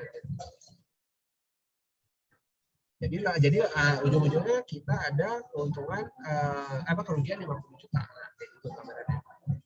Nah, ini contoh yang laporan laba rugi. Nah, terus laporan laba rugi ini di custom atau mau ada yang tahu ya, ini tuh bisa dibuat custom. Misalnya saya mau ruginya begini, ini bisa di custom nih. Kalau ada yang nggak tahu nih, misalnya pendapatannya saya mau taruh di bawah, nah, bisa nih. Nah, itu bisa dimodifikasi lah gitu. Terus kayak bisa bikin tipe-tipenya gitu, kayak misalnya beban operasionalnya saya misalnya namanya mau apa, bisa diubah-ubah. Ya, fitur yang jurnal laporan laba rugi yang baru begitu. Ya moga-moga teman-teman ada tahu. Terus bisa ngelihat ini juga misalnya mau ngelihat comparison, misalnya mau bandingin sama tahun lalu misalnya. Ini juga bisa tapi tahun lalu kayak kosong datanya. Nah, ini ada sih datanya. Nah, itu bisa compare kayak gini juga. Jadi teman-teman bisa punya figurnya bahwa sebenarnya bisnisnya kita tuh comparisonnya naik apa turun. Nah, dari sini nih. Ini kelihatan saya naik, ini turun gitu kelihatan. Terus, nah itu laba rugi ya, laba rugi. Terus habis itu ada yang namanya ringkasan bisnis. Nah, ringkasan bisnis itu adalah executive summary. Oke, kita lihat ya. Tahunan misalnya. Nah, 2021. Oke, nah sebenarnya sama gambar atau pendapatannya sama, tapi ini dipakai sama orang yang kita ngomong kayak shareholder, our managing director yang memang hanya mau ngeliat high level. Jadi kalau laba rugi yang tadi ini kan kita ngomongnya kan per akun itu kan detail banget kan. Nah, sebenarnya kalau buat mereka tuh mereka cuma perlu tahu sebenarnya tahun ini itu profit apa enggak, terus kayak beban operasionalnya berapa gede. Mereka lebih cenderung kayak mau tahu tuh kayak secara summary aja, nggak perlu per akun gitu. Terus kayak neraca gitu ya, neraca sebenarnya sih bukan bagian dari profitability ya, cuma saya jelasin sedikit lah. Neraca itu adalah kayak asetnya kita lah, aset sama kewajiban kita. Kalau aset kan ini ada 1,1 M aset lancarnya, liabilitasnya 35 juta, berarti saya masih aman nih, masih sehat nih. Kenapa? Karena asetnya saya lebih besar daripada liabilitas saya. Jadi ini lebih untuk melihat tuh bahwa antara utang piutang seimbang nggak, antara cash kita untuk bayar utang bisa nggak gitu. Nah, kalau arus kas nih lebih ke arus uangnya, jadi kayak dari operasionalnya sebenarnya kayak uang masuk keluarnya kita negatif ini berarti kita jumlah bayar uang keluarnya lebih besar daripada uang masuk. Terus yang ini kalau operasional nih berarti kayak ada investasi, terus kayak ada yang lain-lain lah. Terus kalau ini bawah, nah yang bawah ini adalah untuk ngecek profitability secara persentase. Jadi kayak laba kotornya berapa persen, laba operasionalnya itu minus, kalau minus kan kali kan di atas minus kan. Terus kayak marginnya berapa. Jadi kayak biasanya kita tuh analisa nih. Laba kotor ini misalnya 24% nih. Ini coba kalau ya konversi. Coba bisa ada konversi. nggak ada 10 tahun lalu nggak ada revenue tadi. Nggak kelihatan. Jadi sebenarnya kalau misalnya ada 2 tahun 2 tahun figur itu biasanya bisa compare nih. Misalnya tahun ini 24%, tahun lalu bisa 20%. Oh, berarti tahun ini lebih bagus. Terus margin laba operasional minus 49, misalnya tahun lalu minus 50, lebih bagus. Ya gitu-gitulah, kita bisa bikin perbandingan tahun ke tahun, bulan ke bulan sebenarnya. Jadi kayak teman-teman tuh bisa tahu sebenarnya bisnis saya itu secara tren tuh berapa persen sih marginnya, berapa persen sih profitnya, profit marginnya, gitu. Terus rasio lancar itu masih sehat apa enggak. Nah sebenarnya itu di sini adalah untuk tentuin jurnal itu bisa ngebantu teman-teman untuk kayak kasih insight ya selama sebenarnya baik lagi ya. Ini kan output ya. Tergantung inputnya. Kalau inputnya benar, outputnya benar.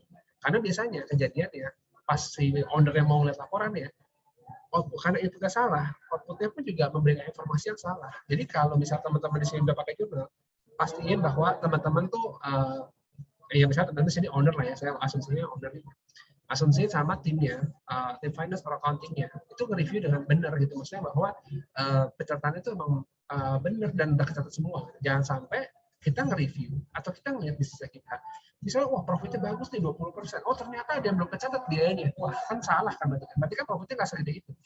Kita ngeliat oh profitnya increase 10%, oh ternyata revenue-nya kecatatnya double, nah berarti kan jadi kalau tanya jurnalnya ngebantu teman-teman nggak? Ngebantu. Masalahnya data yang data yang benar apa enggak? Jurnal bukan tugasnya jurnal untuk kayak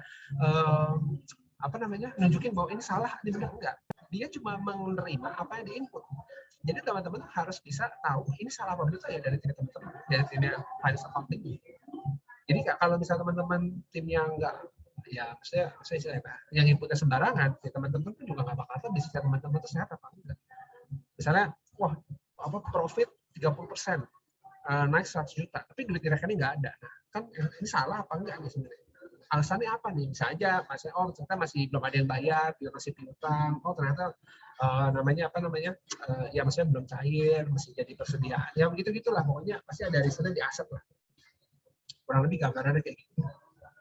Nah, kira-kira sih gambaran di jurnal sih untuk mengenai profitability sih kurang lebih itu sih. Jadi dari sisi dari sisi laba rugi sama dari sisi ringkasan bisnis ini yang memberikan gambaran bahwa ya teman-teman tuh harusnya berstrategi seperti apa sih untuk bisa increase untuk pertama kan tadi kayak kita ngambil momennya mau bisnis apa, kita mau tahu gimana cara evaluasinya, kita mau tahu gimana cara untuk ngatur cost-nya, dan gimana caranya kita bisa memanfaatkan sebuah tools ini. Jadi jurnal ini kita anggap sebagai tools untuk bisa kita menganalisa kita tuh bisnisnya mau lari kemana.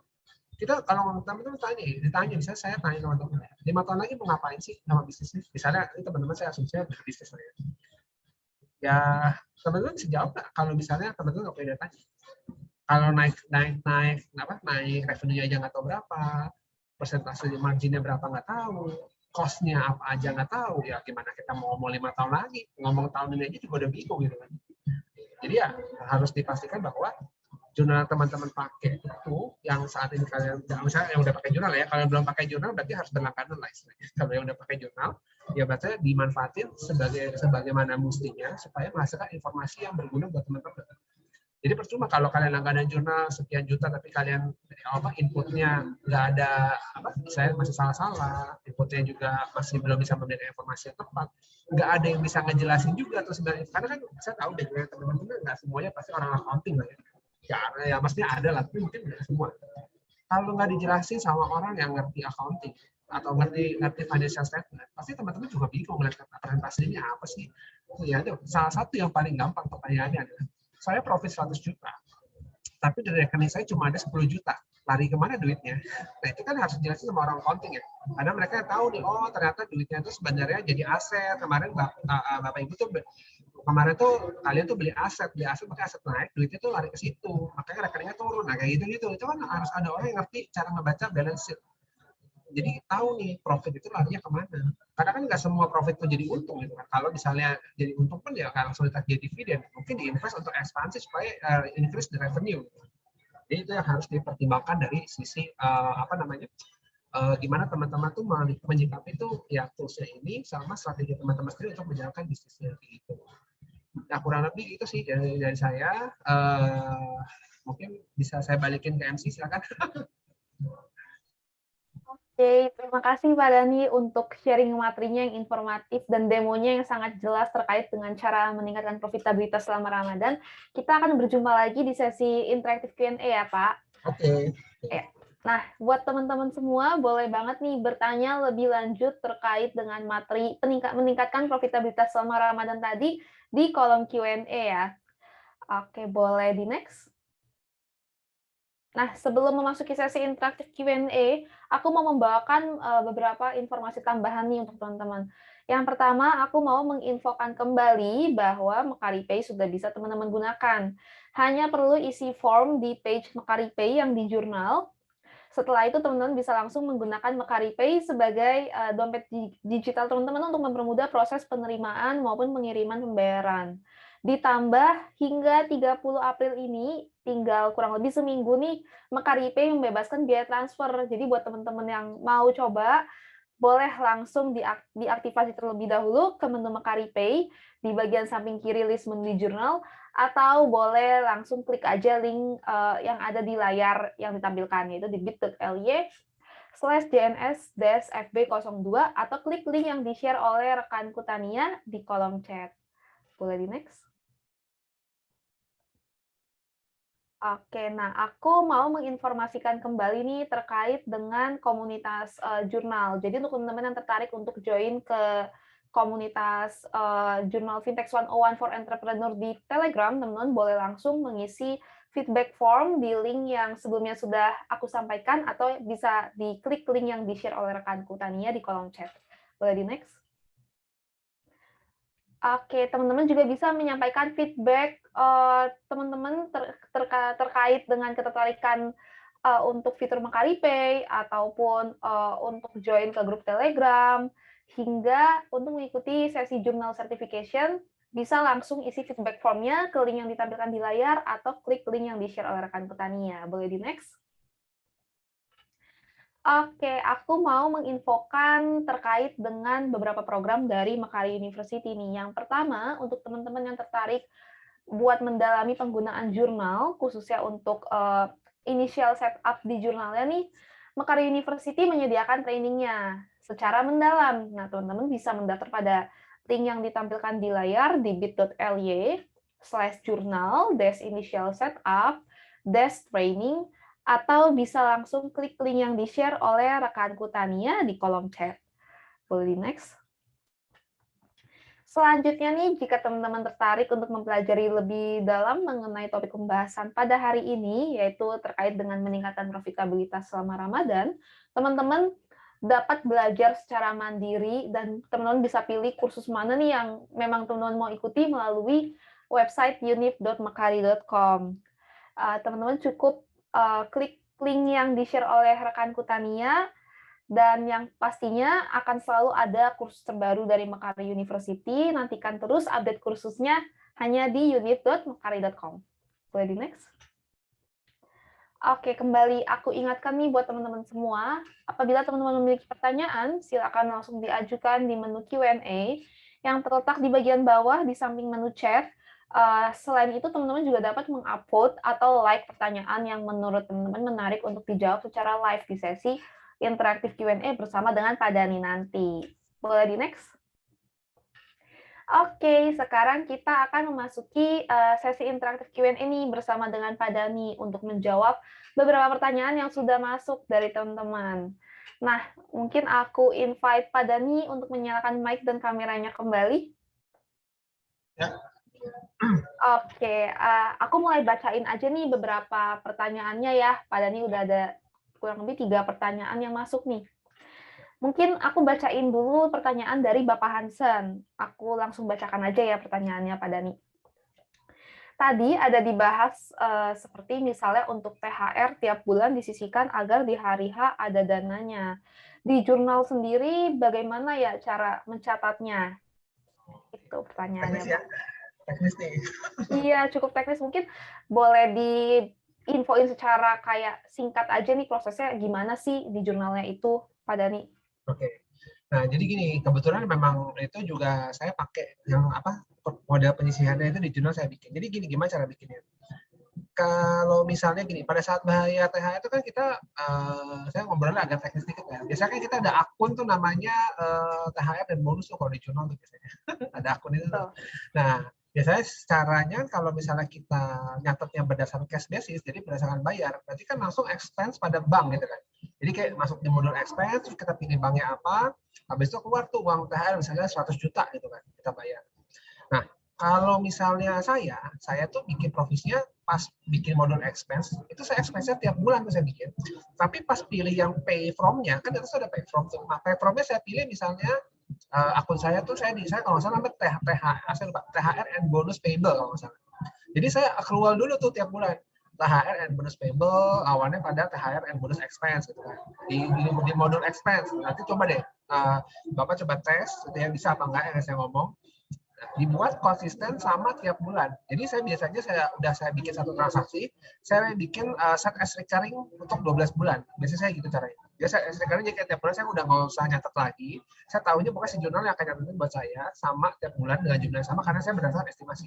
Nanti pas saya bayar THR, saya itu bukan nembaknya ke THR and bonus expense, tapi saya nembaknya ke THR and bonus payable. Jadi saya akan ngurangin saldo payable-nya. Kayak gitu sih gambarannya kira-kira sih.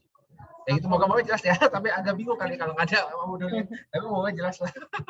Cukup jelas kok Pak Dani, berarti itu lebih nanti ketembaknya ke payable ya, di akun jurnalnya. Ya. Oke, terima kasih Pak Dani untuk jawabannya. Terima kasih juga Pak Hansen untuk pertanyaannya. Semoga terjawab ya. Nah, aku langsung lanjut aja nih. Ada pertanyaan kedua dari Ibu Sabai. Aku bacakan pertanyaannya. Siang Pak Dani, terima kasih untuk materinya, daging sekali. Saya mau bertanya, bisnis saya itu F&B, Pak. Tapi saya bingung manajemen stoknya selama Ramadan ini. Karena baru bisa jualan kan cuman 1 atau 2 hari aja. Itu cukup mempengaruhi profit saya juga. Boleh diberi saran kah? Terima kasih, sehat selalu. Nggak tahu ya, mungkin ada mungkin bisnis F&B-nya ada ketentuan khusus ya. Jualannya cuma 1 sampai 2 hari sih juga nggak tahu. Jualannya gimana modelnya. Sebenarnya gini, kalau di masa Ramadan itu biasanya kan sebenarnya kan ramainya di siang ramai pokoknya jam 6 ke atas lah, jam 5 malam lah, karena kan cenderung ya orang kan puasa ya. Nah, cara untuk manajemen stoknya sebenarnya kita udah harus tahu dulu nih, target orangnya bakal kita berapa banyak. Kayak misalnya ya kalau saya melihat sebuah satu restoran yang kita amati ya, kita pasti bisa ngitung nih. Anggaplah orang yang makan itu bisa 80% dari meja kita. Hari itu dan di satu hari itu cuma dari sore sampai malam yang ramai.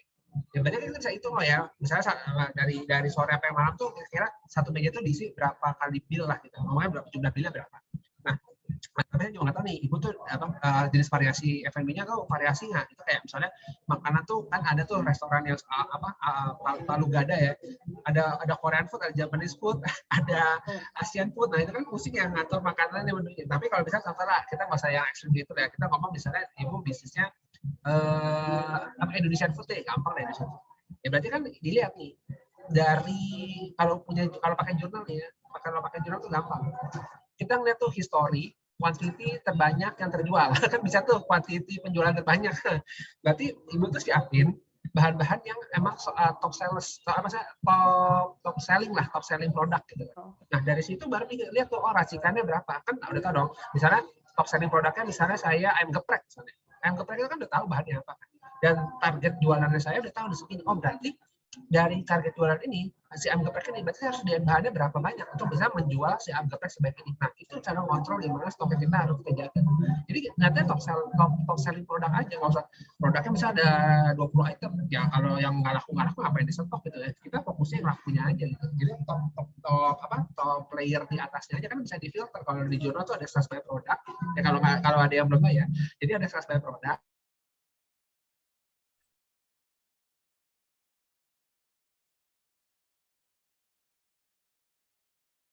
Pak Dani, sepertinya koneksi internetnya hilang ya? Halo, Pak Oh Dani. ya? Iya, tadi sempat ke freeze sebentar. Oh iya. Tapi sampai mana saya? Tadi sampai ke bisa difilter di jurnal. Oh iya, jadi dari jurnal tuh kita filter dari jurnalnya kita filter, sort by quantity, yang produknya paling banyak terjual. Nah itu yang kita fokusin untuk kita bikin persediaan bahannya itu kita mesti beli apa. Jadi kalau misalnya teratur tentangnya harusnya bisa langsung dapat informasinya. Gitu sih.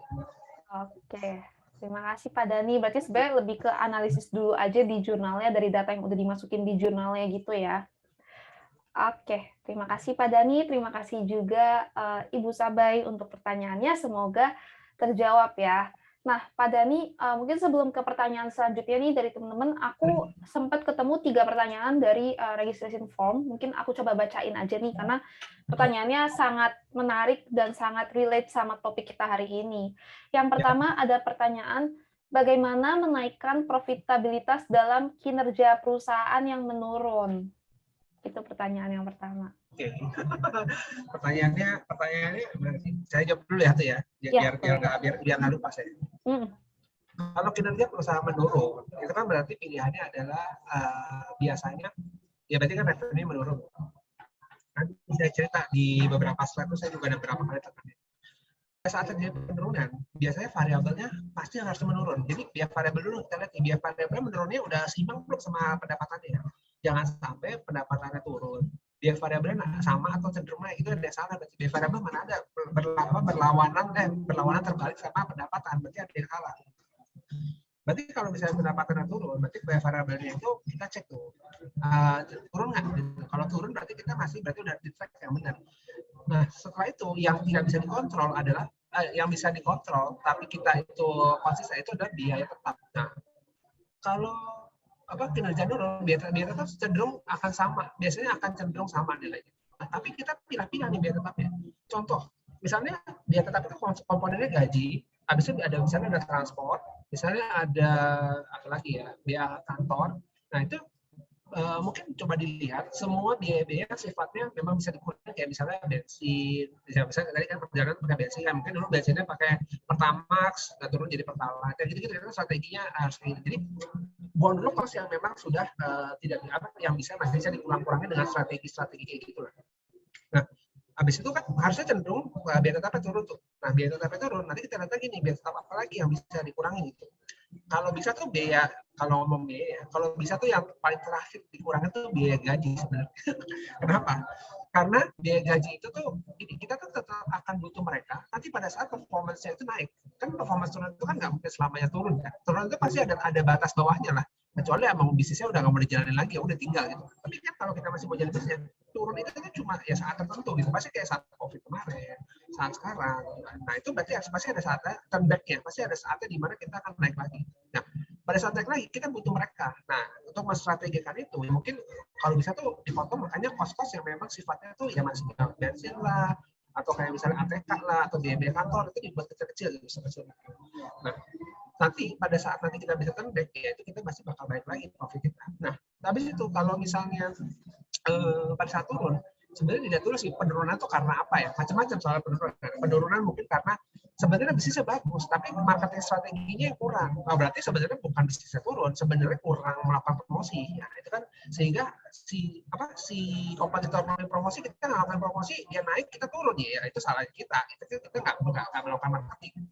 Tapi ternyata kalau misalnya bisnisnya turun karena memang secara global satu Indonesia, satu dunia itu turun. Nah itu lain lagi kan, ceritanya memang mau dinaikin, mau naik kemana, orang semuanya turun kok, gitu kan bakal siapa ya. Nah, nanti kita memang harus melakukan namanya yaitu efisiensi biaya supaya kita bisa bertahan saat kita kondisi membalik. Itu kita akan mengambil untung dari ya udah setelah efisiensinya itu kan dapat efisiensi kan biayanya, nanti kan berarti biaya itu akan berada tetap di situ, dan pada saat kita penjualan naik lagi berarti kita akan dapat profit yang lebih besar. Jadi gambarnya kurang lebih gitu.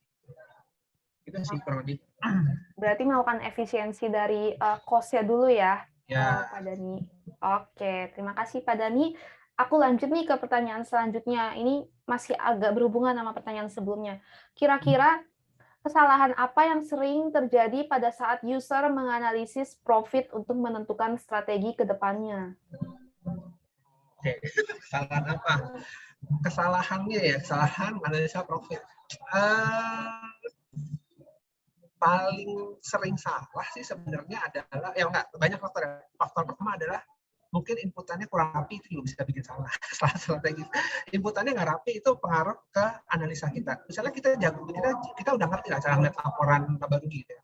Tapi karena inputannya salah atau inputannya nggak tepat, ya percuma analisa kita pun akan salah. Jadi the wrong output will be the wrong input, the wrong input will be the wrong output lah. Jadi kayak apa yang diinput ya sampah ya masuk keluar, kita analisa juga jadi analisa sampah, jadi nggak ada gunanya.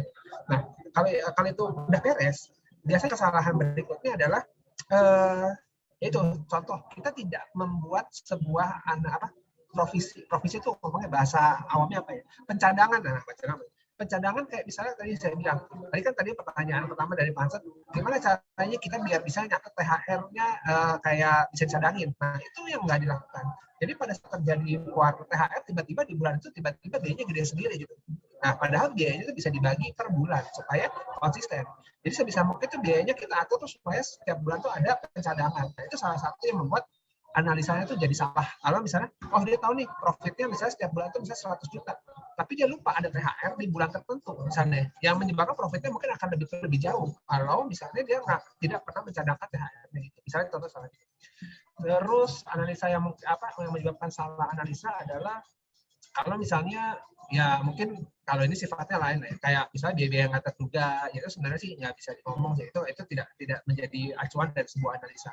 Karena analisa dari laba rugi ya sebenarnya adalah konsistensi, balik lagi kita udah punya pegangan berapa penjualan yang mau kita capai dan berapa biaya yang mau kita keluarkan. Nah itu sebenarnya adalah untuk menentukan sebenarnya seberapa akuratnya aktualnya kita terhadap apa yang kita rencanain. Itu sih kuncinya sih sebenarnya.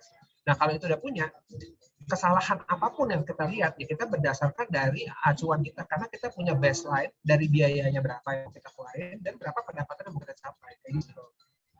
Itu. Oke, terima kasih Pak Ya. Dani untuk jawabannya. Aku lanjut nih ke pertanyaan yang ketiga. Tips meningkatkan penjualan di bulan Ramadan untuk finance manager tuh apa ya Pak? Meningkatkan penjualan di bulan Ramadan untuk finance manager. Finance manager itu maksudnya jabatannya. Jabatannya, mungkin jabatannya ya ini dari yang saya tangkap. Bentar ya, saya lagi mikir. Tips meningkatkan penjualan di masa Ramadan untuk finance manager ya. Oke. Saya mungkin mempresentasikan dulu ya. Saya membuat sebuah istilahnya perumpamaan dulu ya. Mungkin maksudnya si finance manager itu punya kontribusi apa di saat masa Ramadan untuk naikin profitabilitas sebuah perusahaan kali ya, mungkin ya. Tahu mungkin dia mau bantu analisis ya, yang saya tangkap mungkin apa dia dari segi analisisnya jadi bisa ngasih insight ke tim mungkin marketingnya gitu ya. Ya. Kalau kontribusi seorang back office, misalnya kayak posisi sebagai finance accounting itu ya, kontribusinya sebenarnya adalah bikin sebuah perencanaan sih sebenarnya. Bikin planning berdasarkan informasi dari orang operation dan orang marketing, targetnya mereka berapa, dibuat susunin budget, sehingga pada saat kita di hari H-nya kita sudah mempersiapkan uangnya atau dananya cukup, jadi nggak ada yang harus kayak pinjam atau apa, karena kita sudah membuat planningnya. Jadi kan dari tim marketing biasanya membuat sebuah planning di mana pendapatan setahun ini kayak gimana berapa. Terus habis dari operasional biasanya expense yang mau dikeluarkan apa aja untuk mencapai pendapatan si marketing. Nah, dari finance adalah menerjemahkan semua ceritanya si orang marketing. Kan marketing kan ceritanya kan nggak mungkin angka. Besok saya mau promote nih collab sama siapa gitu kan. Habis itu saya mau bikin channel YouTube gitu kan. Itu orang marketing apa semua duit lah. Habis itu orang operation itu biasanya itu mendukung kan, gimana supaya bisa berjalan nih, kayak marketingnya mau jalan ini kita harus ada ngatur nih, kayak perlu misalnya kalau mau bikin event nih marketingnya ya kan, berarti kan perlu ada kayak bikin beli pengadaan misalnya, itu kan mesti ada orang operation tuh yang bantu gitu kan. Nah orang finance menerjemahkan semua cerita itu menjadi sebuah angka itu disebut dengan anggaran atau perencanaan. Nah saat itu dibikin, ya udah tinggal dijalankan, aktualisasinya selalu dibandingkan dengan anggaran itu masih dalam baseline yang masuk akal apa enggak. Sebenarnya kalau dari sisi finance itu cara untuk meningkatkan omsetnya kayak gitu. Nah, pada saat si finance itu ngejaga, kan finance kan udah punya budget nih, waktu ngobrol. Finance itu kan akan ngejaga dong, budgetnya misalnya 100 juta nih. Kalau mau lewat 100 juta, orang finance pasti akan bilang, oh tunggu dulu nih, jangan di bulan ini udah budgetnya udah mau limit, berarti pindahin ke bulan depan budgetnya. Nah, kayak gitu. Itu nanti akan ngejagain profitabilitas dari sebuah perusahaan. Jadi kekunci untuk profitabilitasnya sama si orang finance. Si orang finance itu ngejagain uang keluar. Kalau uang masuk kan nggak bisa dijaga ya, uang masuk kan dipus ya, dipus ya, jual yang cepet yang banyak gitu kan. Kalau uang keluar bisa dijaga. Oh yang ini nih lagi udah over budget nih bulan nih, pindahin aja ke bulan depan. Atau budget yang di akun ini, di pos ini udah mentok nih, cari pos lain gitu. Jadi supaya profitabilitasnya tetap dalam posisi yang memang sesuai dengan yang dianggarkan gitu. Itu kali gambarannya ya mungkin ya, saya mengasumsikan sih kayak gitu sih. Iya, benar-benar. Jadi saya kayak perannya finance manager kalau untuk membantu meningkatkan mungkin penjualan dan juga profitnya tuh lebih ke istilahnya kayak ngejagain gawang uang keluarnya gitu ya, Iya, Pak. karena dia kan yang keluar uangnya kan dia. Betul, lewat finance manager. Oke, terima kasih Pak Dani. Ini sekarang kita lanjut ke pertanyaan dari teman-teman nih yang udah masuk juga. Ada pertanyaan dari hasil karya sentra pangan. Mungkin aku coba bacain pertanyaannya ya, Pak. Ya. Selamat sore, Pak. Bagaimana cara mempertahankan bahkan meningkatkan profit baik selama Ramadan maupun berkepanjangan? Oke. Cara meningkatkan profit dan Ramadan dan berkepanjangan. Pertama, kita mesti lihat bisnisnya dulu. Ya, saya asumsi bisnisnya kan macam-macam ya. Kita ngomong bisnis yang secara umum, Mbak. Kalau mau naikin konsistensi profit, berarti harus dibuat yang namanya, ya baik lagi sih, bikin namanya budgeting, perencanaan. Selalu bikin perencanaan. Jangan kita tuh nggak bikin perencanaan, kita cuma kayak jalan aja, terus kita revenue turun ya udah, revenue naik ya udah, biaya turunnya udah, biarnya kan itu akhirnya jadinya tidak akan membantu kita untuk menjaga konsistensi. Konsistensi itu ada kenapa? Karena kita udah bikin planning. Kita bikin planning 1 tahun tuh misalnya target revenue kita 10 miliar gitu. Biaya kita maksimal 7 miliar. Kalau kita 3 miliar, akhirnya kita udah atur tuh, pokoknya kayak gitu. Harus begitu bentuk figur planningnya. Tinggal kita lihat aktualisasinya. Setiap kali ada pengeluaran biaya, di-compare sama budget. Setiap ada pemasukan itu ditanya masalah, kalau misalnya target aktualnya ternyata lebih kecil dari yang dibudgetkan, kenapa aku bisa ada yang tercapai, itu bisa kita evaluasi. Dari situ harusnya setiap bulan kita jaga, kita kontrol di sini. Konsistensinya itu nggak cuma di masa Ramadan, tapi bisa naik terus. Jadi kita harus selalu punya teknik untuk kayak gimana kita naik penjualan kita di saat baik nggak harus hari Ramadan juga hari raya, tapi di hari biasa pun ya kita harus bisa juga gitu, kayak dengan cara membuat perencanaan yang dikoordinasikan dengan tim marketingnya kita. Kalau kita nggak punya marketing adik kita, berarti kita yang harus gimana caranya membuat sebuah program dalam 1 tahun kita mesti ngapain aja dengan target penjualan berapa.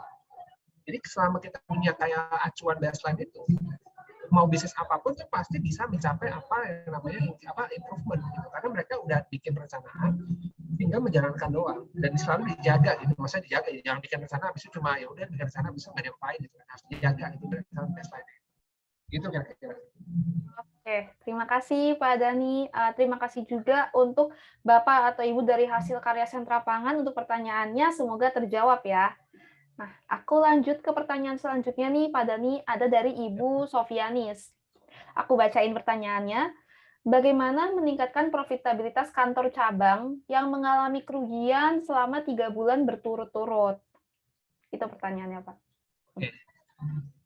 Sebenarnya yang jadi pertanyaannya kenapa kantor cabang ya? Kalau semua kantor mesti sama kan ya. Jadi kalau terjadi penurunan profitabilitas 3 bulan berturut-turut, sebenarnya balik lagi ke beberapa poin yang tadi kita udah bahas.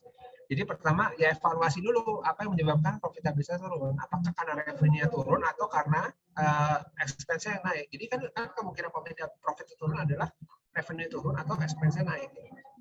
Kalau revenue turun, ya berarti kita mesti evaluasi. Sebenarnya saya nggak tahu posisinya, mungkin anggapnya saya tadi yang nanya itu mungkin owner lah ya, misalnya yang punya bisnisnya ya. Dievaluasi kenapa salesnya bisa turun. Misalnya contoh, oh ternyata ada kompetitor. Oh ternyata produknya kita tuh udah ditinggal orang karena kita produknya kurang inovatif, ketinggalan zaman. Nah itu yang kita mesti review. Kita kan jualan misalnya produk apa jasa ya, apapun itu ya. Ya contoh lah kayak misalnya kita ngomong produk dulu deh.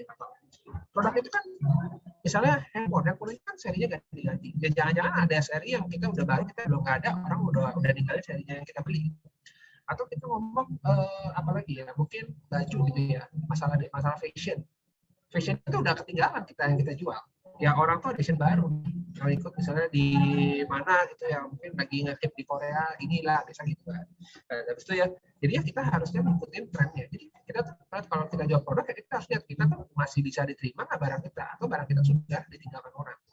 Jadi itu harus dievaluasi. Terus ya sama teknik jualannya ya, kita ngomong marketing lagi sih, gimana cara menjual barang kita, itu kan balik lagi semua ke marketing.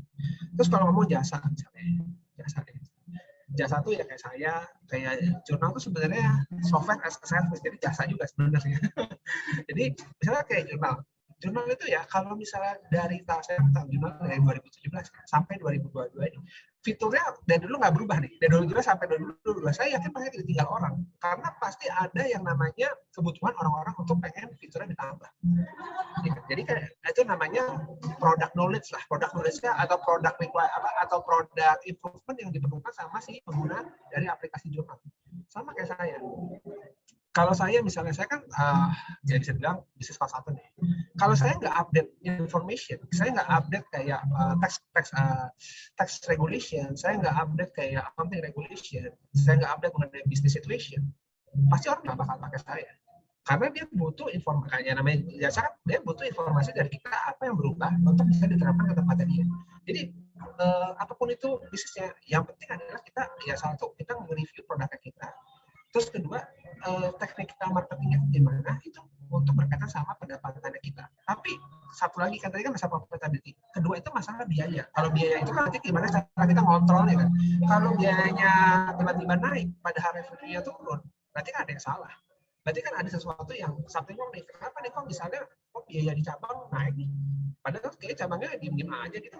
Saya nggak ada aktivitas gitu. Atau aktivitasnya cenderung menurun. Nah itu yang mesti direview. Ditanyakan kepada cabang, kenapa kamu biaya ini bisa naik padahal kamu sendiri tidak melakukan tidak ada increasing dari sisi penjualan. Yaitu bagaimana nge-review lah, kita review lagi masalah pendapatan dan biaya itu sih kira-kira. Oke, terima kasih ya Pak Dhani untuk jawabannya. Terima kasih juga untuk Ibu Sofyanis untuk pertanyaannya, semoga terjawab ya. Nah, Bu Sofyanisnya bertanya lagi nih, Pak Dhani, tambahannya ya. Bagaimana jika produk sudah diupdate dan kita sudah melakukan upaya marketing supaya naik, Pak? Gitu pertanyaan. Oh ya, oke ini. Kalau itu udah gampang nih, udah enak nih. Udah istilahnya udah dinaikin produknya, udah di-upgrade, terus habis itu juga marketing dilakukan, nah gampang lah. Kita cari feedback dari customer. Jadi kenapa sih customer, misalnya kan kalau turun kan cenderung berarti customer nggak ambil lagi sama kita ya ceritanya. Kalau customer masih ngambil kan berarti kan konsisten lah, itu saya tinggal cari customer baru nambah. Tanya sama customer yang udah nggak ngambil lagi sama kita, kenapa sih kok nggak ngambil lagi sama kita? Kenapa sih misalnya, mungkin jawabannya bisa macam-macam. Oh, ada kompetitor nih yang lebih murah. Nah, kan ketahuan kan, oh ada kompetitor ternyata. Terus misalnya iya nih apa namanya, barangnya ternyata ada yang lebih bagus lagi dari yang kita punya. Oh, berarti ada sesuatu yang mesti yang upgrade-kan kita tuh berarti masih ada yang harus ada next upgrade lagi walaupun kita merasa udah upgrade. Jadi sebenarnya balik lagi itu ke customer feedback. Customer feedback-nya itu apa? Semua bisnis itu pasti membutuhkan customer feedback. Kalau misalnya tiba-tiba tidak penurunan, kita udah gila-gilaan marketing cost, kita udah gila-gilaan kayak punya sales yang kuat gitu ya. Terus kita juga udah update terus produk kita. Terus penjualan masih turun juga. Itu ada yang salah. Pasti ada yang salah. Pasti ada sesuatu yang membuat customer itu tidak happy. Ada sesuatu yang membuat customer itu tidak puas dengan apa yang sudah kita lakukan. Kita tinggal minta customer feedback. Ya apapun itu ya feedbacknya kita harus terima. Misalnya bisa macam-macam. Wah, orang marketing sama salesnya nggak enak nih kalau diajak ngomong. Nah, itu kan customer feedback kan. Berarti feedback kita yang internalnya bisa diperbaiki. Kalau habis itu ada kompetitor nih, saya beli di tempat lain nih lebih murah. Oh, berarti kita lihat apa harga kita karena saat ini ketinggian. Nah, gitu. Habis itu, ada juga nih misalnya, kalau di sini barangnya pas saya beli suka cacat atau rusak. Berarti ada yang salah juga sama barang kita, kenapa bisa suka cacat. Nah, gitu. Baik lagi ke customer itu harus kita istilahnya kita address supaya kita bisa balik ke on track. Gitu. Lebih kayak gitu. Oke, berarti lebih kuncinya ngedengar feedback dari customer-nya dulu ya, untuk meningkatkan performanya. Oke, terima kasih Pak Dhani untuk jawabannya. Terima kasih juga Ibu Sofyanis untuk pertanyaan-pertanyaannya ya, semoga terjawab. Oke, sama-sama Ibu. Nah, aku lanjut nih ke pertanyaan selanjutnya untuk Pak Dhani dari Santas Finance. Aku bacakan, Pak Dani, kalau setelah kita dapat proyeksi profit, itu langkah berikutnya untuk membuat rencana anggaran bagaimana ya Pak? Boleh dijelaskan dari jurnalnya seperti apakah? Terima kasih Pak. Itu pertanyaannya. Oh, oke. Untung jurnal udah ada fiturnya. Jadi di jurnal itu di bagian laporan, yang ini saya asumsinya udah pakai jurnal ya. Di bagian laporan tadi, yang di bagian business overview atau sekilas bisnis, di bagian laporan yang ada laba rugi mana saja, di paling bawah tuh ada namanya budget management. Kalau saya teman-teman itu turun ke bawah, kalau lagi buka jurnal tuh kayak ada namanya budget management. Nah di budget management itu teman-teman tuh bisa isi. Misalnya akun cuma pendapatan, saya targetnya bulan Januari 100 juta, Februari 120 juta, sampai Desember tuh diisi semua tuh setahun. Terus expense-nya misalnya saya gaji targetnya segini, THL targetnya segini, terus kayak apa namanya biaya operasional, misalnya kayak bensin, tol, parkir, sampai biaya depresiasi, mungkin ada sewa tempat. Nah itu semua bisa dimasukin di budget management. Nanti di bagian dari setelah itu diisi, di save gitu ya. Nanti kan aktualnya berjalan tuh. Nah pas aktualnya berjalan itu, nanti budget itu bisa di-compare antara yang kita isi waktu pertama kali kita isi dibandingkan sama dengan aktual yang kita terjadi. Nah, itulah fungsinya si jurnal tools untuk meng-compare antara aktual dengan budget itu ada selisih jauh nggak sih? Gap-nya lumayan jauh nggak? Itu yang kita pakai untuk di fiturnya si budget management itu. Nah, kalau misalnya itu dipakai, saya yakin teman-teman tuh bakal punya figur dan gambaran bahwa bisnis saya tuh on track apa enggak. Kalau misalnya on track ya udah berarti good gitu kan. Kalau nggak on track itu kita bisa antisipasi. Jadi kayak antisipasi dalam artian next month jangan sampai terjadi kayak gini lagi. Gitu. Misalnya expense kegedean misalnya. Jadi expense itu bisa kita minimize lah gitu kurang lebih. Bisa kita mitigate untuk di next month. Gitu. Gambarnya kayak gitu sih kurang lebih. Oke, kalau gitu. Terima kasih Pak Dani untuk jawabannya. Terima kasih juga nih untuk Bapak atau Ibu dari Santas Finance untuk pertanyaannya. Semoga terjawab. Nah, ini ada satu pertanyaan terakhir, tapi sebelum aku menjawab satu pertanyaan terakhir, karena ini terkait McCaripay, aku mau menginformasikan kembali terkait feedback form. Untuk teman-teman yang mau mendapatkan recording dan juga materi dari webinar hari ini, boleh diisi feedback formnya di link yang ditampilkan di layar di bit.ly/jns-fb02.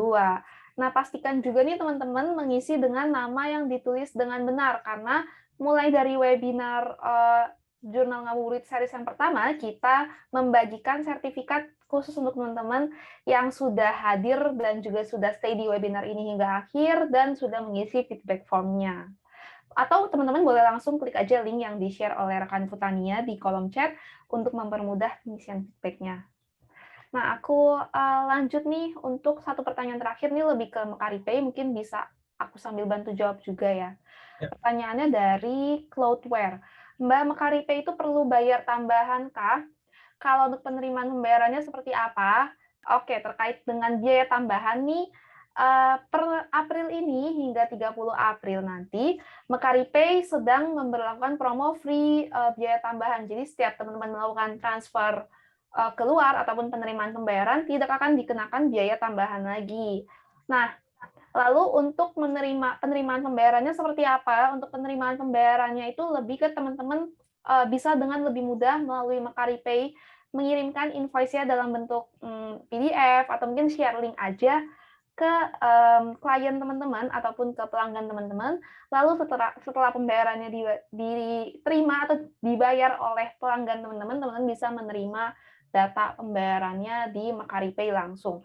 Untuk informasi selengkapnya, apabila ada pertanyaan terkait dengan McCaripay, teman-teman boleh langsung menghubungi kami di support jurnal, di live chat jurnal yang ada di website, atau boleh langsung email ke halojournal@macari.com. Terima kasih ya untuk Bapak atau Ibu dari Cloudware untuk pertanyaannya. Semoga terjawab. Nah, karena pertanyaannya sudah habis nih, dan juga kita sudah memasuki penghujung acara, mungkin aku tutup sesi Q&A-nya. Mungkin sebelumnya aku boleh dengar sedikit closing statement nih dari Pak Dani. Oke. Pertama-tama saya ucapin terima kasih nih buat yang udah hadir di sesi hari ini, udah datang sampai penghujung acara gitu ya di masa puasa ini mungkin yang masih udah sesi-sesi habis makan jam-jam ini kan jam-jam yang udah krusial lah ya. Oh. Jadi thank you, dan pesan saya buat orang yang siapapun yang mungkin yang hadir itu mungkin ada owner atau ada mungkin cuma mungkin kayak CEO-nya gitu ya, apa itu. Saya yakin bisnis apapun sebenarnya pasti bisa improve sebenarnya. Saya yakin semua bisnis bisa. Tinggal gimana cara kita ngejalanin aja. Kendaraannya ada. Kalau kita nggak tahu cara ngemudi ya kita juga nggak bakal sampai ke tujuan. Sekarang masalahnya kemudinya tuh bagaimana? Siapa yang akan mengemudikan? Terus siapa juga yang akan mendukung orang-orang yang akan dikemudikan sama orang ini? Jadi kayak kalau dalam sebuah analogi biasa ya, analogi kayak kapten kapal gitu ya, kapten kapal. Kapten kapal itu akan mengemudikan kapalnya mencapai tujuan. Tinggal gimana cara kapten kapal itu punya awak-awak kapal yang bisa mensupport dia supaya dia bisa mencapai ke tujuan. Dan semua kegiatan yang ada di dalam kapal itu menunjukkan bahwa gimana cara performance-nya kita itu jadi kita artinya perusahaan kita bisa kita anggap sebagai kapal ya. Bisa itu bisa mendukung sampai tujuan goal dari sebuah perusahaan itu kecapai. Yaitu sebenarnya baik lagi gimana cara kita membuat kemudinya, menjalankan kemudinya, habis itu memanage para awak-awaknya, dan juga gimana kita menjalankan kalau misalnya ada hal-hal yang tidak diinginkan lah ya. Dalam sebuah perjalanan kapal aja kan bisa ada ombak, bisa ada badai, itu kan semua kan adalah hal yang sama terjadi di perusahaan. Perusahaan itu ya bisa aja, tiba-tiba customer-nya yang di customer-nya hilang gitu, dan tiba-tiba customer-nya pindah ke vendor lain. Kita bisa memitigasi itu. Ya maksudnya jangan sampai itu terjadi. Kalau sampai pindah kan ada something wrong lah, pasti ada yang salah. Tapi kalau misalnya kita tetap konsisten ngejalanin sebuah usaha kita, saya yakin tuh pasti goal itu akan tercapai. Karena ya nggak mungkin lah kita udah capek-capek berusaha, terus tiba-tiba perusahaannya kayak nggak memberikan hasil yang sesuai dengan kita, gitu kan? Itu enggak sih, saya nggak pernah ngeliat. Tapi yang bisa terjadi adalah ya hal-hal yang tidak terduga yang harus kita mitigasi dan kita harus bisa bertahan di saat-saat tersebut. Pada saat itu lewat, itu kita udah teruji dan saya yakin bisnis kita pasti bakal naik lebih cepat sih. Kayak gitu sih Kak. Setuju. Oke. Sekali lagi terima kasih buat Pak Dani ya untuk sharing materi dan demonya yang sangat insightful terkait dengan cara meningkatkan profitabilitas selama Ramadan. Nah, aku juga mau berterima kasih untuk teman-teman semua yang sudah mengikuti acara hari ini dari awal. Aku harap setelah mengikuti webinar ini, teman-teman sekalian akan lebih terbantu dan terbuka nih, istilah insight-insight-nya itu bisa diterapkan untuk teman-teman dalam meningkatkan profitabilitas, baik itu selama Ramadan maupun hari-hari besar lainnya, atau untuk hari-hari biasanya.